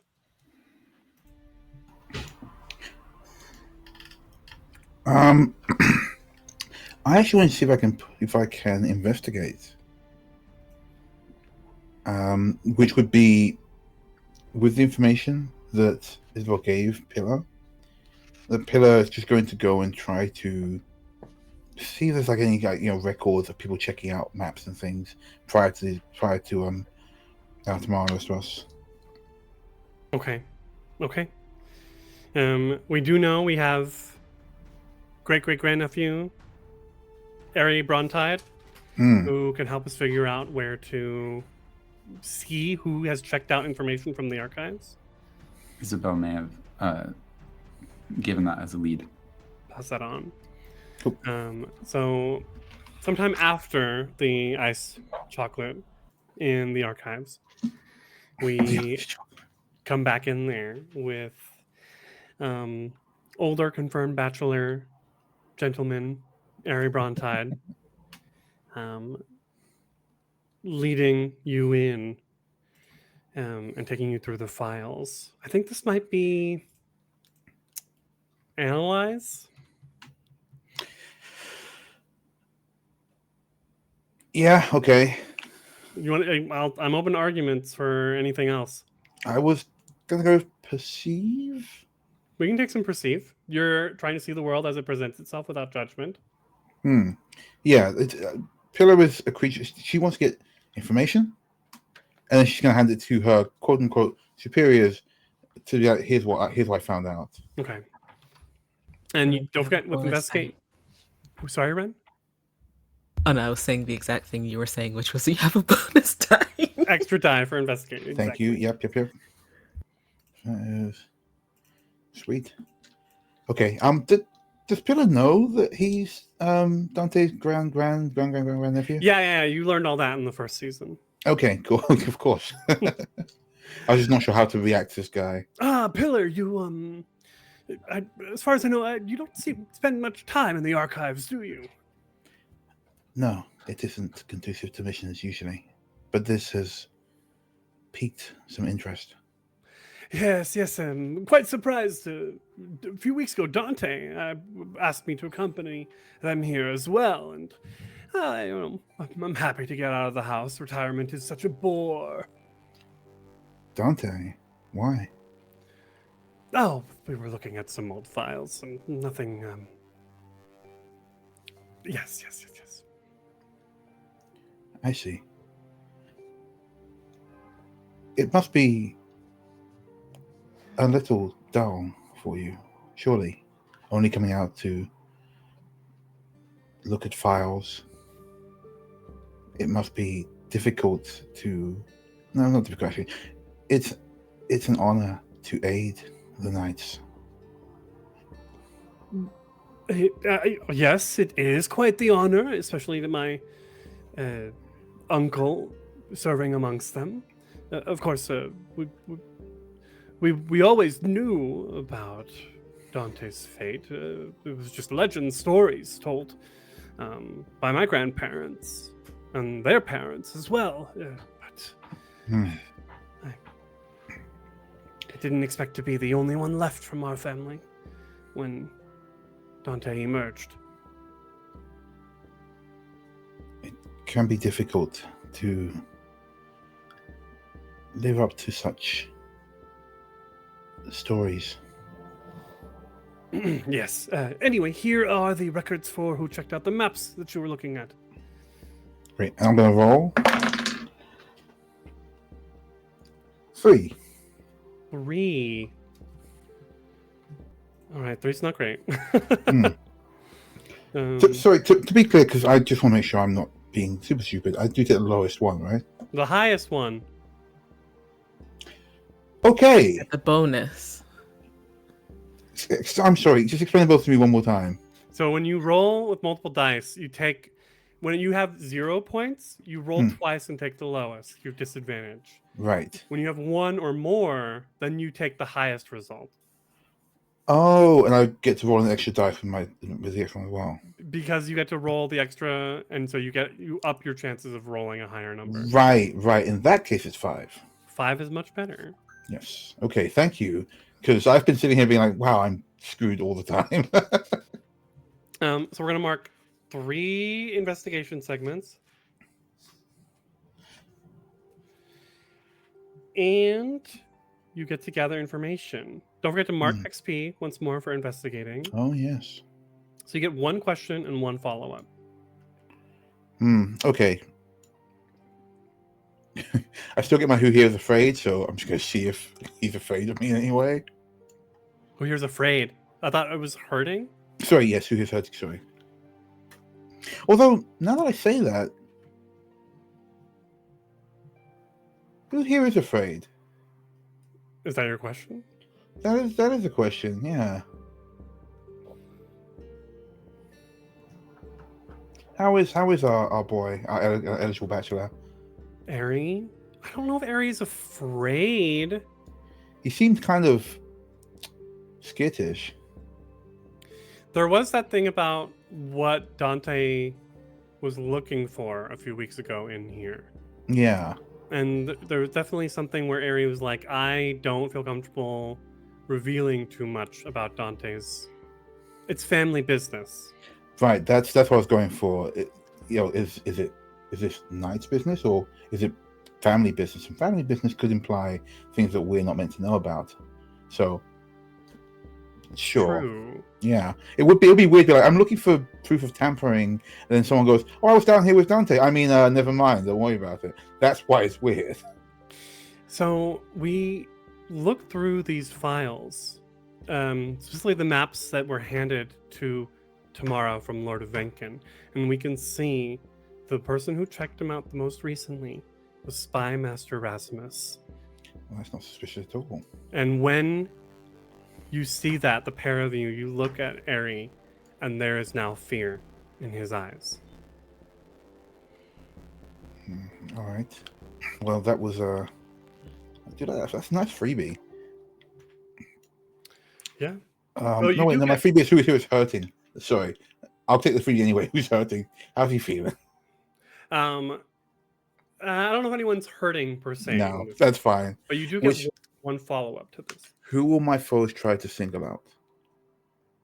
To single out. If we're being targeted, then whoever the weakest link is the one that we need to be most careful of. And that doesn't necessarily mean it's the one with the least powers. Ari You're maybe standing over the table looking through these, and Aries sitting next to you, and he looks up at you. If Spy Master Erasmus is involved in this,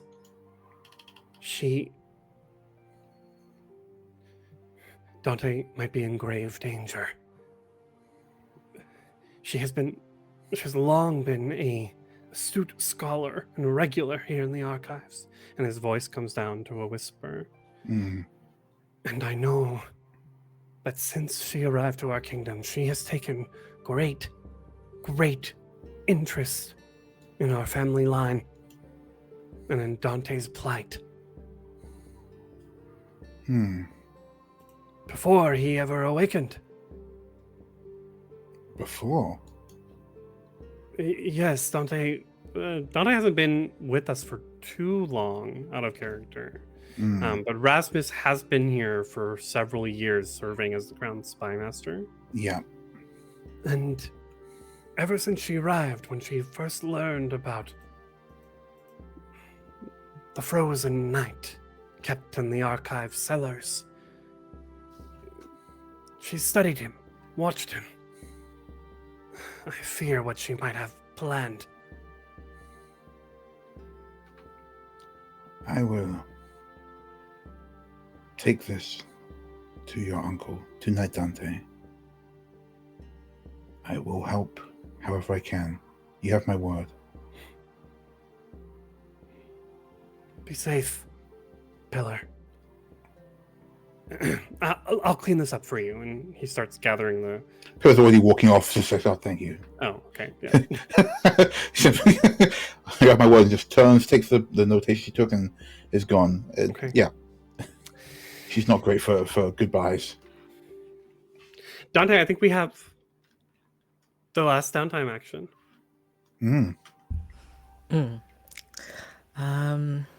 So I have this project that I'm working on. Yes, I'm glad you bring it up. Dante will go and seek out Adrena again.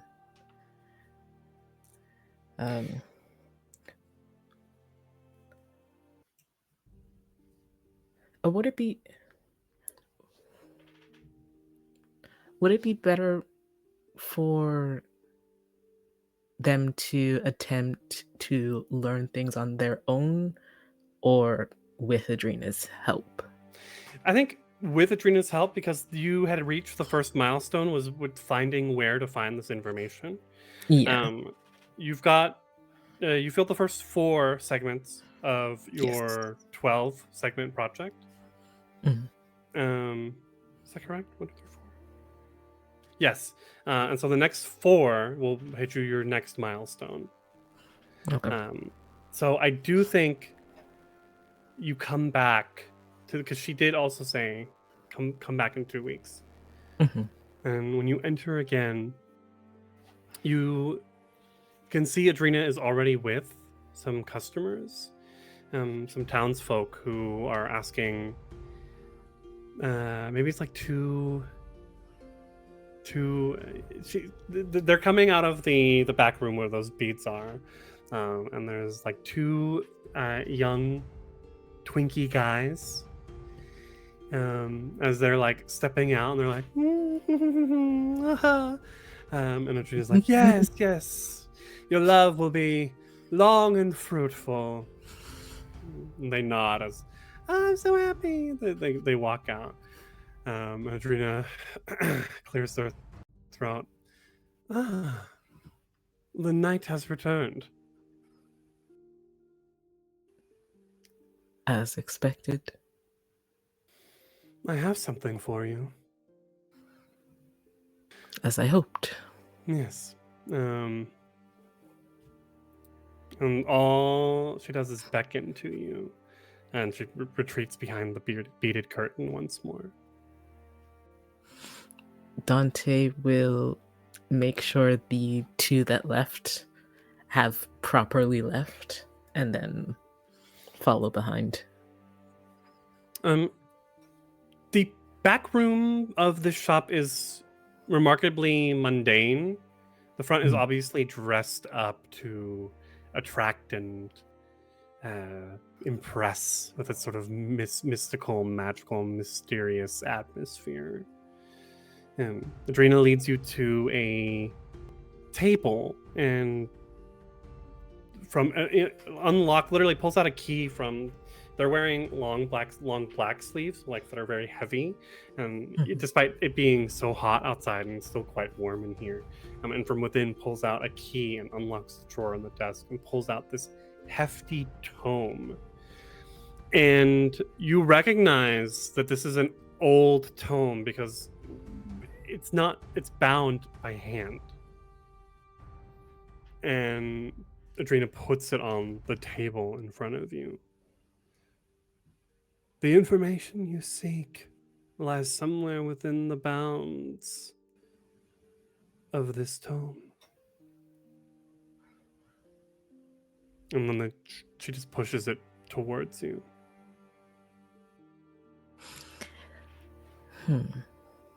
Dante is going to. It's hefty, right? He's going to flick it open to the first few pages just to see like how deep is the text in here. And while he does that, I'm going to do the thing I did last time. Well, actually, that's just for gathering information, which is not quite what's happening here. Yeah. So he's going to flick through and just try to get a sense of where it might be, what they need to do in order to achieve this. Give me an analyze on this. Cool.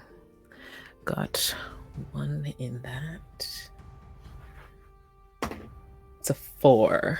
4 is better than a 3. Okay, we're gonna mark 3 segments. As you flip through this, you recognize this as a journal belonging to a knight long past from a few hundred years before your original time. This knight fancied themselves less of a warrior and more of a mage, and wielded a ley artifact known as the metallic rod. They spent most of their time studying the bond between the Ley-Knight and their artifact, and were often not ridiculed per se. People understood the importance of the work, but in those early days of the kingdom, there was a lot more stress and fear in ensuring that the Croatia's atmosphere continued to function. And that early Magitech also was quite unstable. Now you can go a while without refilling it, but back then knights were going every other day down to the earth and fighting demons in an attempt to collect mana. So people were worried it was a bit of a waste of time to not be going down and throwing fireballs or whatever. But the owner of the metallic rod felt their intentions were best spent on this. It's not quite enough to get you to the next milestone, but it's something. It's something.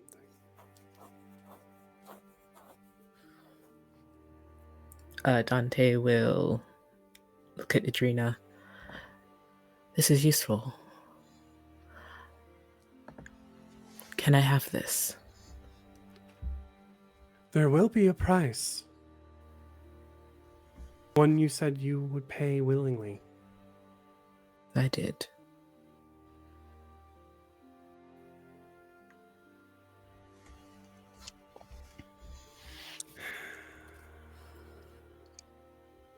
May I see the Anachronist blade?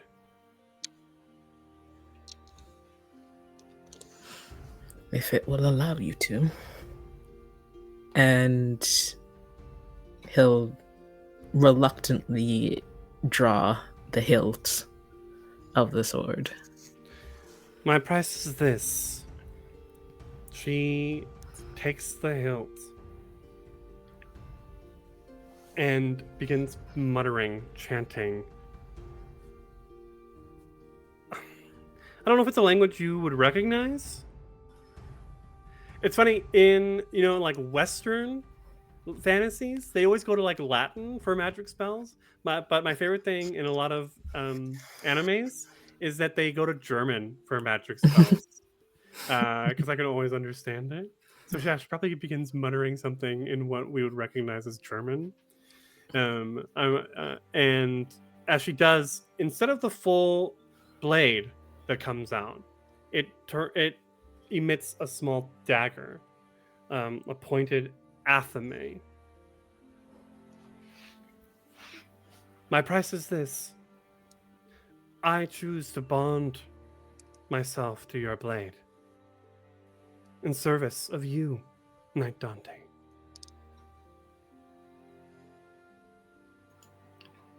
Phew. Why would you do that? I am not an augur, nor an oracle.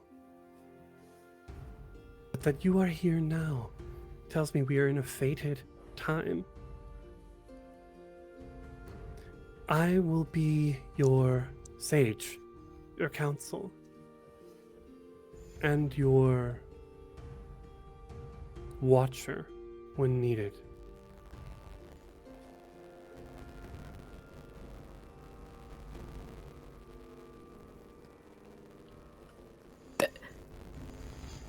You can analyze a person.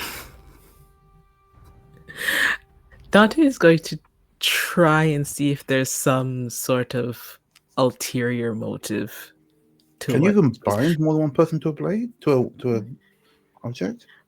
That's a great question. And we might find that out here. I'm gonna call for an action roll here, even though Okay. we are in downtime, but it is something interesting. This is gonna be risky. You're under duress, and there's no clear advantage in this situation. I think empathize is the role you're looking for then.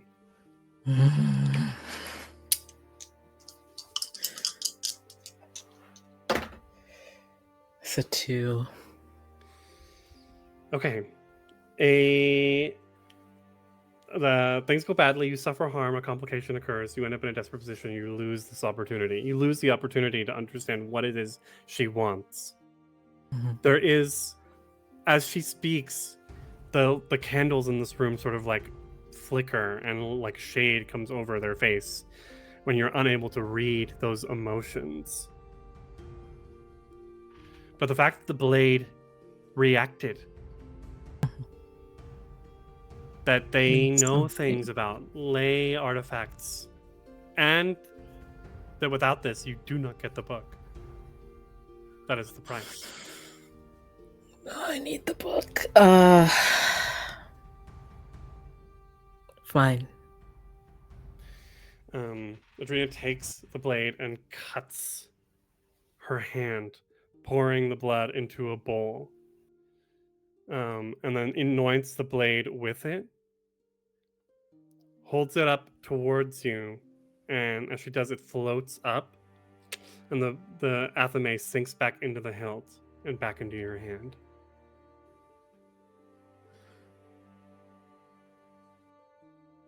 It's done then. It's done.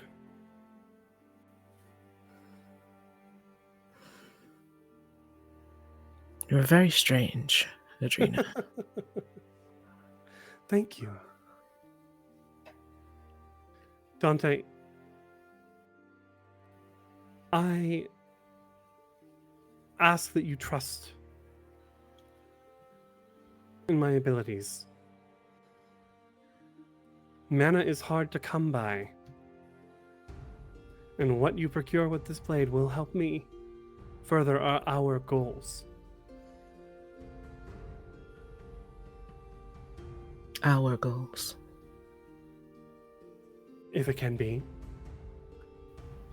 What is a knight without their retinue? Retinue? Retinue? Retinue. Retinue.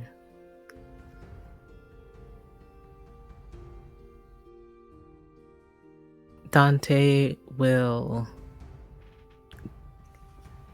place the hilt away, gather the book. I'll believe you for now. Good. Come to me when you've found what you seek, and we'll begin the next step. He'll nod and turn to leave. Okay. So I have a fun fact for you, Krufu, which is that I actually read my character sheet, and Neuro's special ability is that I actually get an additional downtime action. Oh. Oh! That's like to balance out the fact I can't transcend. Dang, okay. Yeah, so I am aware we've spent quite a long time on downtime, so I'll try and keep it speedy. But I think that what we see is we're cutting straight back into after the fight with Isabel. When Tamara, she's the anger's faded, all that's left is just this misery and despondency of entering Eclipse, and she's just storming around. She's just marching around the chambers. She's not even sure where she's going until she finds herself standing outside of Lord Venkin's private offices, and she knows it's the day after the morale event, so he'll be out somewhere hobnobbing with other nobles. And she's in the mood to throw herself into some danger and find some way to be useful. And so before she even thinks about what she's doing, she has managed to open the door with the keys that he lets her have for when he sends her on errands and start rooting around in his desk trying to find any evidence that he could have been involved in this tampering with the maps. Okay. So we're going to do some investigation. We sure are. Is this an analyze? Is this a perceive? I'm not sure. Is it something else? Is it defy? Defy, yes. Authority? Okay, so I have 0 in that, but we get +1 to... So that'll take me up to a straight up and down 1. Let's give it a go. Hey, that was a 6! Ooh. Okay. Oh, damn. That's 4 segments, which... puts us at tier 2 officially. Okay. And 2 into tier 3. Okay. So going into this mission, we will get a bonus engagement die, and not be at a. What is it that you? Well, let's go to the questions. What do you want to ask? 2 questions and a follow-up. Okay. I want to ask, what are you really feeling? That being, what are Venkin's feelings towards the Ley-Knights? Is he on our side or not?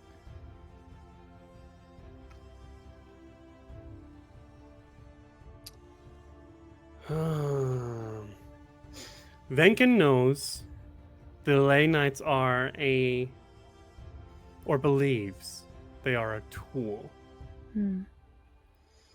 Yes, they ensure the kingdom's survival, but they can be used to leverage political situations.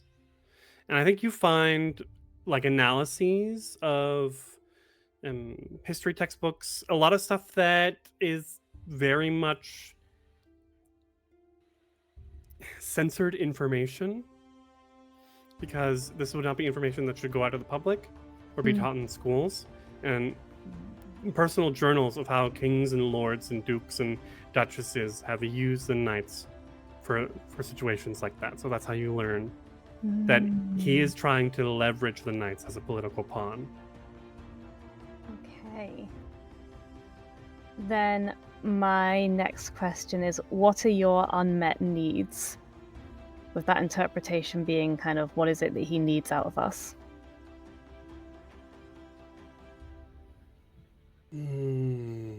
He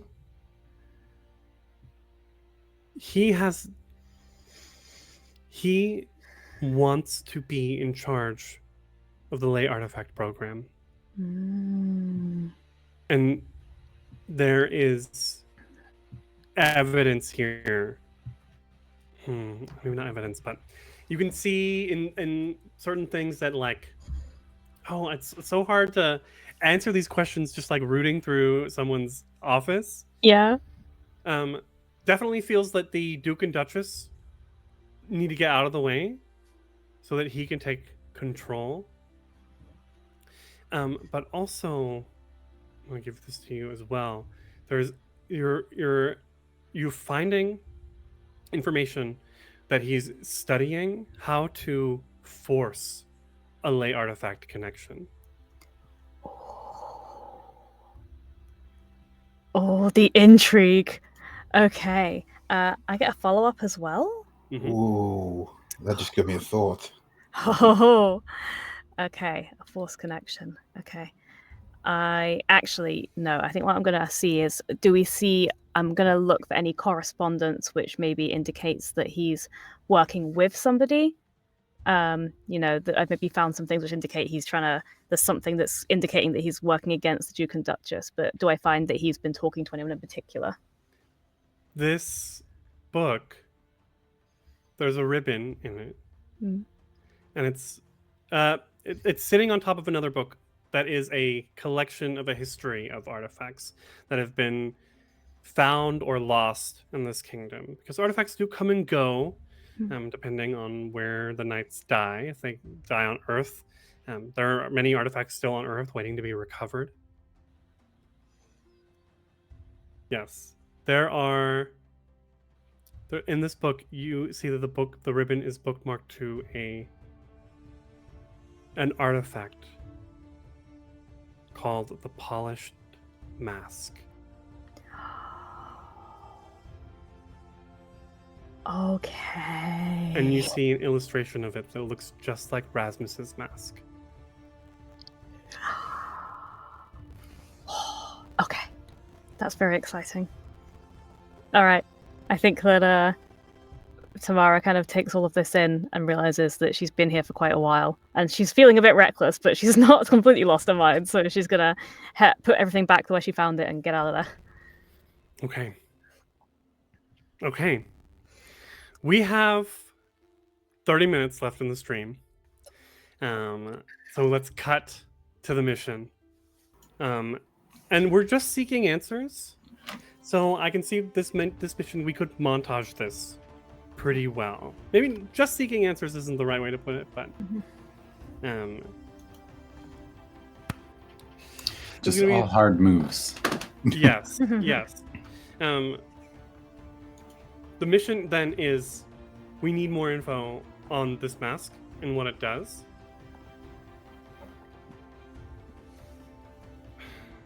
And where does that take us? In this book you find that the mask was originally recovered on Earth in a location. I need a location. I need someone to help me with this. It's got to be related to Aurora somehow. Aurora or Dante, like from the past. So, Right. The armory from the city that fell when Aurora betrayed it or something. And the demons had access to it for centuries or something. Not the armory. The laboratory. Oh. Abandoned laboratory. Yes. Nice. Sick. Okay. Cool. So we're gonna go straight to the engagement roll. I think with engagement, there's always hope. You start with 1 die. We've done enough investigation. That's a 2nd die. Is this mission heroic or noble? Or is it our worst side because it's delving into the past and that's profane? Both? It's kind of a bit of both. Yeah, both. That's a lot. Maybe it balances out. So they Is the cancel mission following through on details from the investigation? Absolutely. Yep. Are you acting rashly or on very little? No. Does this mission determine the fate of a friend? Not directly yet. Troubles from the mundane lives getting in the way? No. Well, hold on. What about Tamara's friend being nabbed off? That's true. Although, does this mission directly affect that? I don't know. Yeah, okay, fair enough. I think three dice is pretty good. Okay, yeah. Pretty good. We could have more dice, though. It's pretty good, sure, but we could have more. We could have more. Who wants to roll this? I've been I don't rolling want to be crap today. responsible for Yeah, what I've been rolling real bad. I think it's Tamara's role. Oh God! All right. With that extra Believe in it. downtime. Yeah, believe in yourself. Believe in the heart of the dice. Oh no. That's good, right? That's a good face. I rolled 2 1s and a 2. Oh, Are So you good. oh kidding no. me? Are you It's a trap. I and gave him a ambush. pep talk. I swear.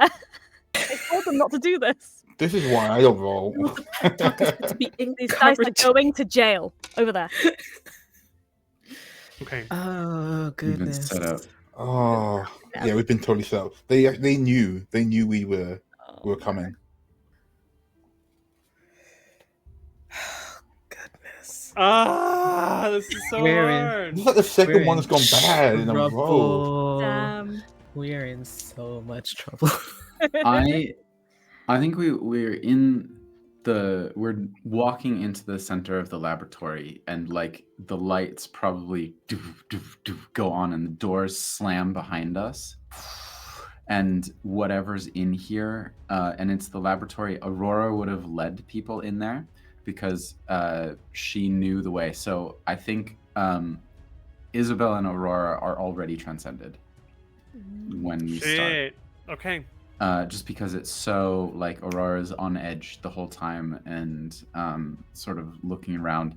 And part of what Aurora isn't talking about is that some of the reasons why they did what they did may still be here. There's a lot of memory and clues, and they're on edge of what conclusions people might make. And also what Aurora might find, whether she was right or wrong to do what she did. But I think the doors, the like lights come on, and these doors, these like heavy doors, just behind us, as like this sort of mist, like greenish mist, starts to slowly swirl into the room. In Like this an acrid snow. laboratory, there are walkways along the sides and across this sort of centered, this pit, not pit, but like lowered laboratory floor, where you can see machines with that looked as if they were at points held artifacts and are glowing with ley circuitry as well.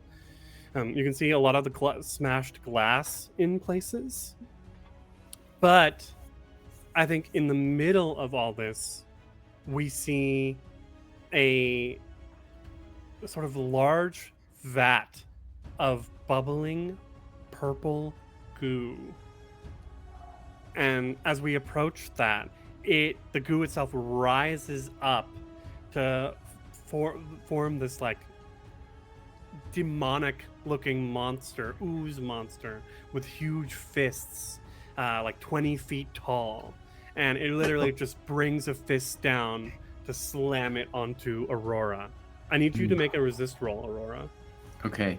I am probably defying, or no, it's sun because it's physical. Yes.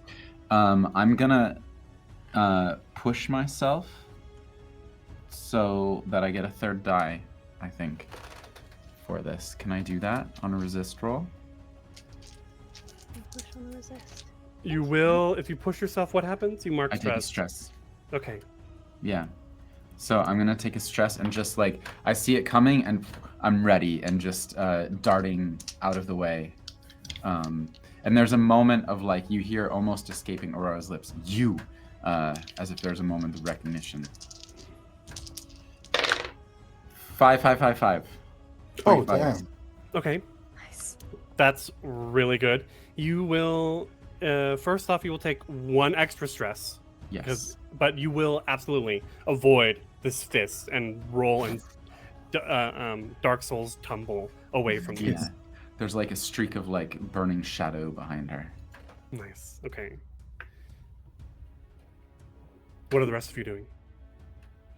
Oh, leaping into action. Like if it's If it's fighting, Pillar's there. We don't have any specific target in here other than to search a place.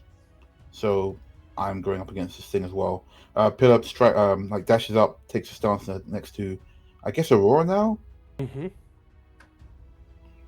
I don't know if this is really protecting an ally though. I think something's already hit her, right? Yeah, because you would have had been You would have had to step in to roll that resist for her instead. Okay. Then I'm going to, I'm going to step forward and I'm going to use righteous. When you confront a deadly foe, they are humbled. Sorry, by your bravery. And later on, I'm going to have to forgive them. For now, I'm going to use righteous, which means that later on I can forgive them and take a +1d. I think. Oh, go on. You're humbled by your bravery. When you forgive a humbled foe, take +1d die on your roll. Oh, interesting. You're forgiving this demon? It seems like Aurora knows it. Okay. What do you say as you forgive this ooze demon? I think at this point, he would step forward and like look to Aurora for any like glimpse of recognition, and then against her programming, she would say to it, "Stand down or be destroyed." It doesn't have to go this way. Okay. Roll righteous. Forgive. +1 die. All right, come the hell on. This is risky. This is risky, which is why 4 is. You do it, but there's a consequence. Yeah. Okay. Yeah. What's the 4? So okay. Fine if I don't. I think we're desperate though. Oh, because we started in a bad position. Yeah. Okay, you do it, but there's a it's still It's just pretty a worse bad. consequence. So pretty bad. As you try to get this demon to stand down, a serious. Should I just give you harm? I'll take harm. It's Like severe. if it's like stand down and goes no and slaps you away, then that's. Yeah, I think so. But that will mark 1 XP in that attribute. Mm-hmm. But I do want to have that be moved up. How do we get out of a desperate? Do you have to roll 6s to get out of a desperate action? No, I think you can move it into risky for Pillar 7, but because you do it, so maybe it sort of like softens to Pillar 7. Right. Because But this is my problem last time is that we kept you do it, but there's consequence, and I'm like, so how do we stop? So how do I reach a conclusion in the So encounter? it could be like you do it, the monster hesitates, but the consequence is that like we don't notice something else going on, or like it gets a hit in first. So it could be that we still move up to risky, but something happens in the process of that. That's the consequence. Like if it comes down to this thing concentrates on Pillar and beats the snot of her, that's a consequence. It's fine too. So what I'm going to do is it hesitates, but instead of slamming down onto you, it slams its fists down on the pool of ooze around it. It's like this large pool, and it floods over the edge and onto you and into you. Gross. You take level 1 harm, oozy. Oozy. Oozy. Okay. But that will now it's like lost some of its mass and has calmed down a little bit. Okay. Can I use another ability, or is it just one to go? Let's give Tamara and Dante a chance.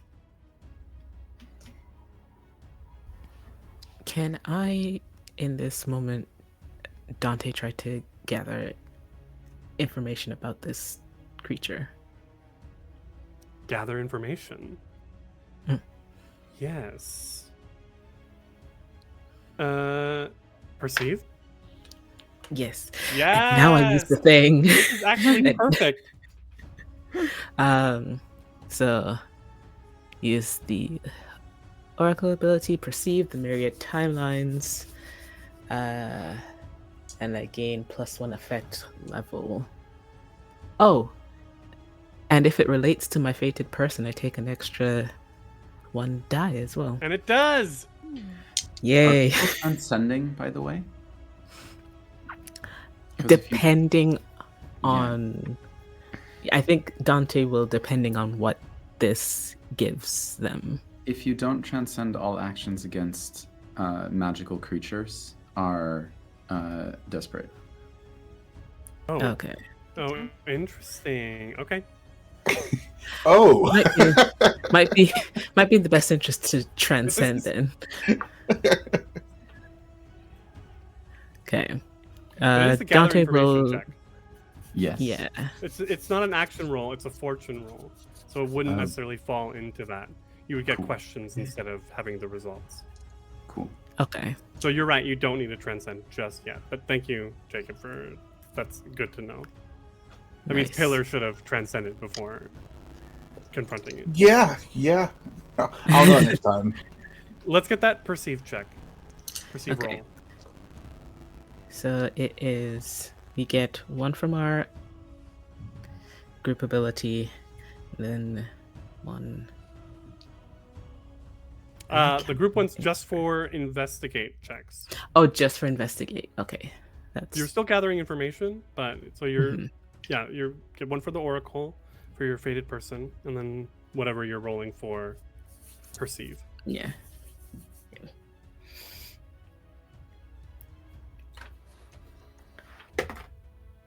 It's a 3. Okay, you'll get 1 question. Okay.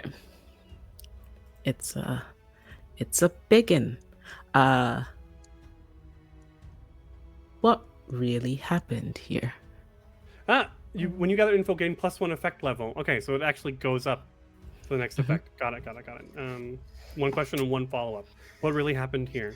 You start seeing the threads of time, and this ooze rewinds as first everything freezes, and then we see the clock ticking backwards and rewinding back hundreds and hundreds and hundreds of years to when there's no glass shattered, and you can start seeing people moving around this space.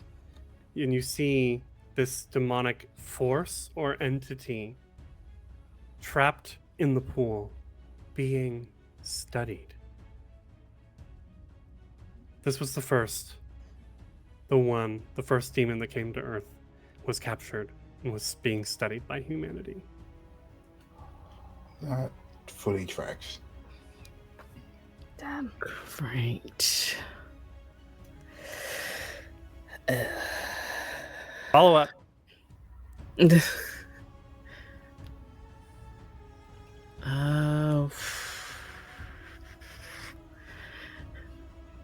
Dante's brain hurts.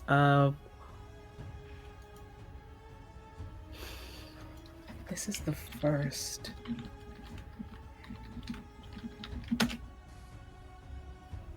If this is the...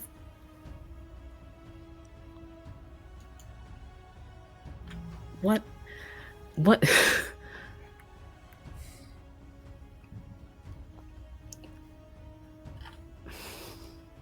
you want to hold on to it? 1 second. Just what? Why is it? It wasn't trapped. Why is it still here?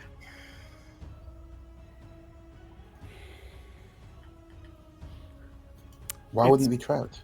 It wasn't trapped anymore. It was released. It's been waiting for Aurora to return. Because you sense the familiarity and you see the timeline spin out as Aurora steps into the picture.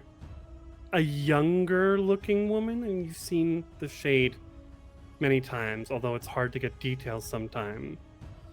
Maybe she's even wearing glasses or something, because that is she's like a researcher. But you also see the comb. an active ley artifact in her hair as she's been studying this demon, and one night released it. Why? We don't know. We do know she was the betrayer who sent humanity fleeing to the moon. And this demon has been waiting for her to return. For revenge? For confrontation? For what? We don't know. What's the demon's name? Aurora might need to tell me that. Okay.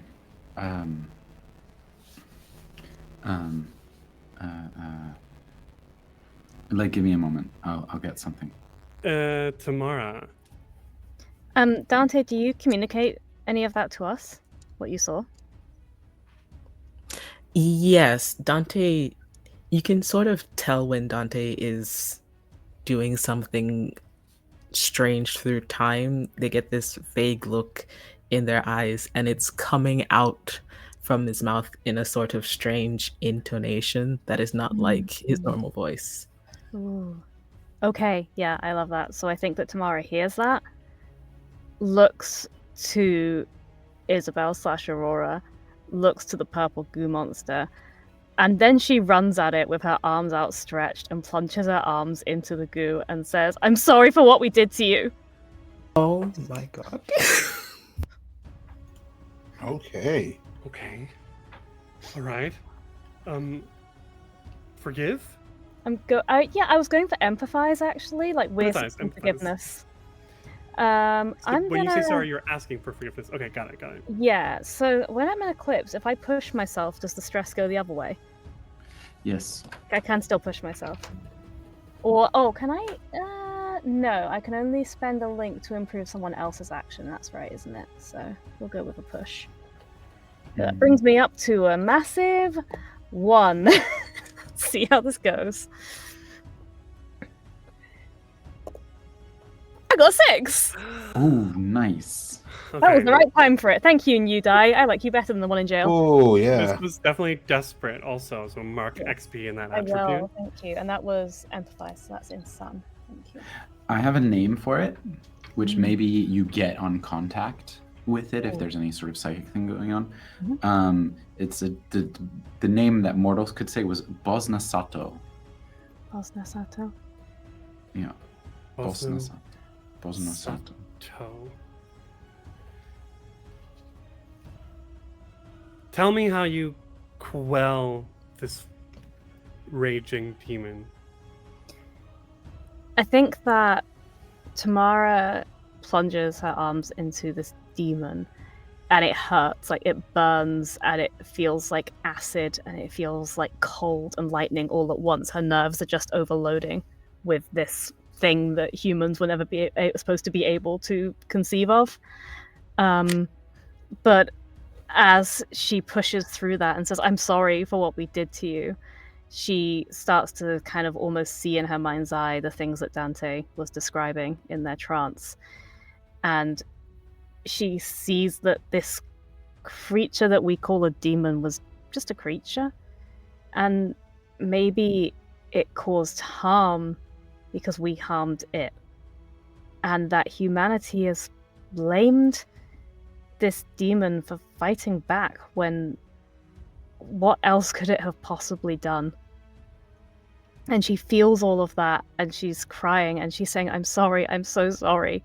I'm so sorry we did this to you." And she doesn't know exactly why this gets through, why this pushes past all of that resentment and hate that it has a right to feel.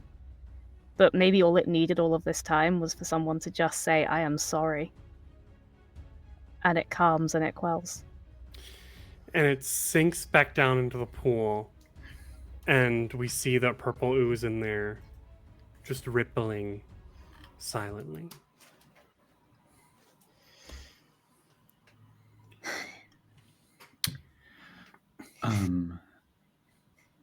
Does Tamara take harm? I got a 6, so Oh, no, there's Okay. no sixes. Just you do it. Cool. No consequence. If it was a 5, you do it, but then there would be harm associated. So the ooze, as you withdraw your hands, the ooze just slides off leaving your skin the same as it was before. Yeah, and I think Tamara's looking, and that surprises her because they feel weird from going through that, but everything seems okay. At this point, I have an action I'd like to take. Watching the ooze quell. Aurora will. How big is the vat? I have to ask. I feel like it's fairly big. I'm thinking like a pool. Yeah. Like a big circular vat. And deep? Not too deep. It would be about it would come up to like a little above waist height. So like you can like peer into it. Yeah. It was enough that Tamara could put her arms in. But I feel like it's about like 20 feet across and maybe like 4 feet deep. I think Aurora is going to climb in and walk to the center of the pool and go down into it and try to seek out the heart of this creature. Okay. Okay, this is going to be our devouring blighted hearts today. Okay. Different than the typical ritual we do to teleport back. I think in it also there's like between Isabel and Aurora sort of like pointing out like that device still has energy in it. We can bring that back if we siphon it out. We might be able to get enough that we can have we can fill a battery so that, we're not dying. Well, I was thinking Tamara's ley artifact is a pen. Yes. This is almost like ink now. Oh. Love it. So yes, I think we like activating, and the demon, like as Aurora is in there, the ooze sort of comes around, almost embracing them. Yeah. And in Aurora begins shouting these commands. Set up that device. Tamara, put your pen in there to absorb the ink, and we can take some mana back home today. And I think just in a tender moment, Aurora wants to, like in this embrace, reaching in to pull out, if there's a solid like seed left in there, just to say, I did all I could. I'm sorry that it took me so long to come back. I'm sorry that I abandoned you after all that. It got There's like complicated. a whale song. Like echoes throughout the laboratory. The devices hum, and Tamara's pen fills with the required mana to keep the creche surviving.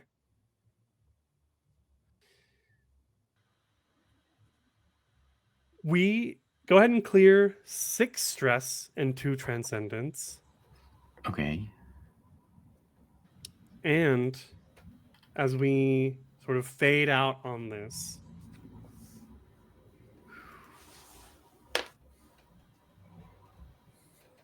okay, because this is no, we're not quite at tier 2 yet. Good for you, tease. So I'm looking at Fallout. We're not at the blight is not yet at tier 2. We're still in tier 1. An obligation becomes grotesque. We go back to the moon and we see Lord Venkin drawing up new plans. And as he does, he looks up and sees Rasmus and her mask. And the mask is glowing a dark yellow. And it's as if the mask has sprouted metallic tentacles from the sides. Hmm.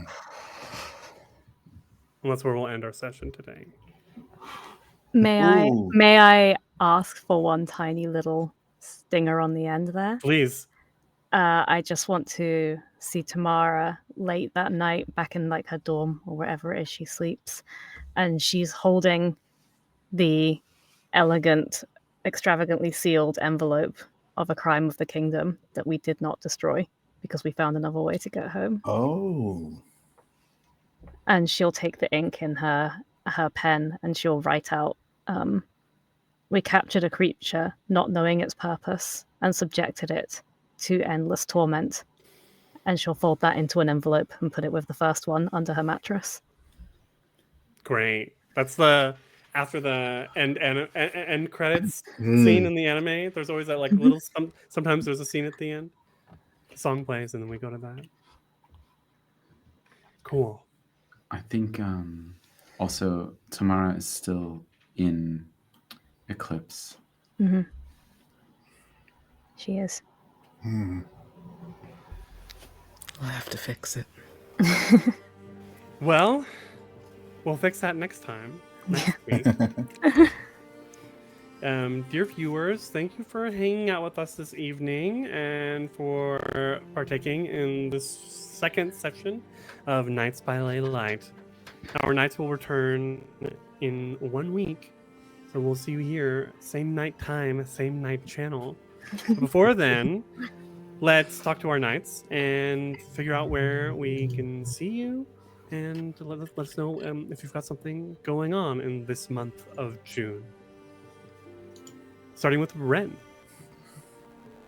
Hi, I'm Ren. You can find me at Allegory of Death on Twitter and at MaskRen on TikTok. I am floating around the TTRPG spaces. You can find me on the Transmissions podcast and also the Heart is a Dungeon podcast and in various other places. Thank you. Jacob. Hi, I'm Jacob Lefton. I am Water Mosaic on pretty much all of the social channels. I also am part of another actual play group that films in here called Tales Held Dear, and we have live shows. We're scheduling currently the one for June, end of June. So if you're in Berlin and you enjoy comedy improv and you want to see comedy improv with like role-playing rules, we have a giant foam die. So follow us and you can get the announcements. Pan. Hi, I'm Pan, and I'm not muted this time. Ha ha ha. You can find me and most of the socials as StellarEncore. That's StellarEncore. I'm Twitter, Blue Sky, Tumblr, yeah. I'm all over there. I have nothing specific to plug today, so I'd just like to say thanks for watching. Thanks for watching, and this is a hell of a system. Agreed. Yeah. I love it. And Michelle. Hi everyone, I am Michelle Kelly. I'm an actor, singer, voice actor, and young woman discovering the concept of questioning authority. You can find me at Michelle Acopter on Instagram and Twitter. I'm always popping up on different streams. I'm actually in HoT is a Dungeon podcast in a one shot with Ren, so look out Oh, for nice. that. And yeah, I usually tweet when stuff is going on, so give me a follow if you want to see me popping around the TTRPG space. Perfect. And I've been the director and your host for this evening, Krifu Bernal. You can find me on socials at Krifu Bernal. And I can't wait to see what happens next week in the penultimate episode of this season of Nights by Leylights. Thanks, everyone, and have a good night. Bye.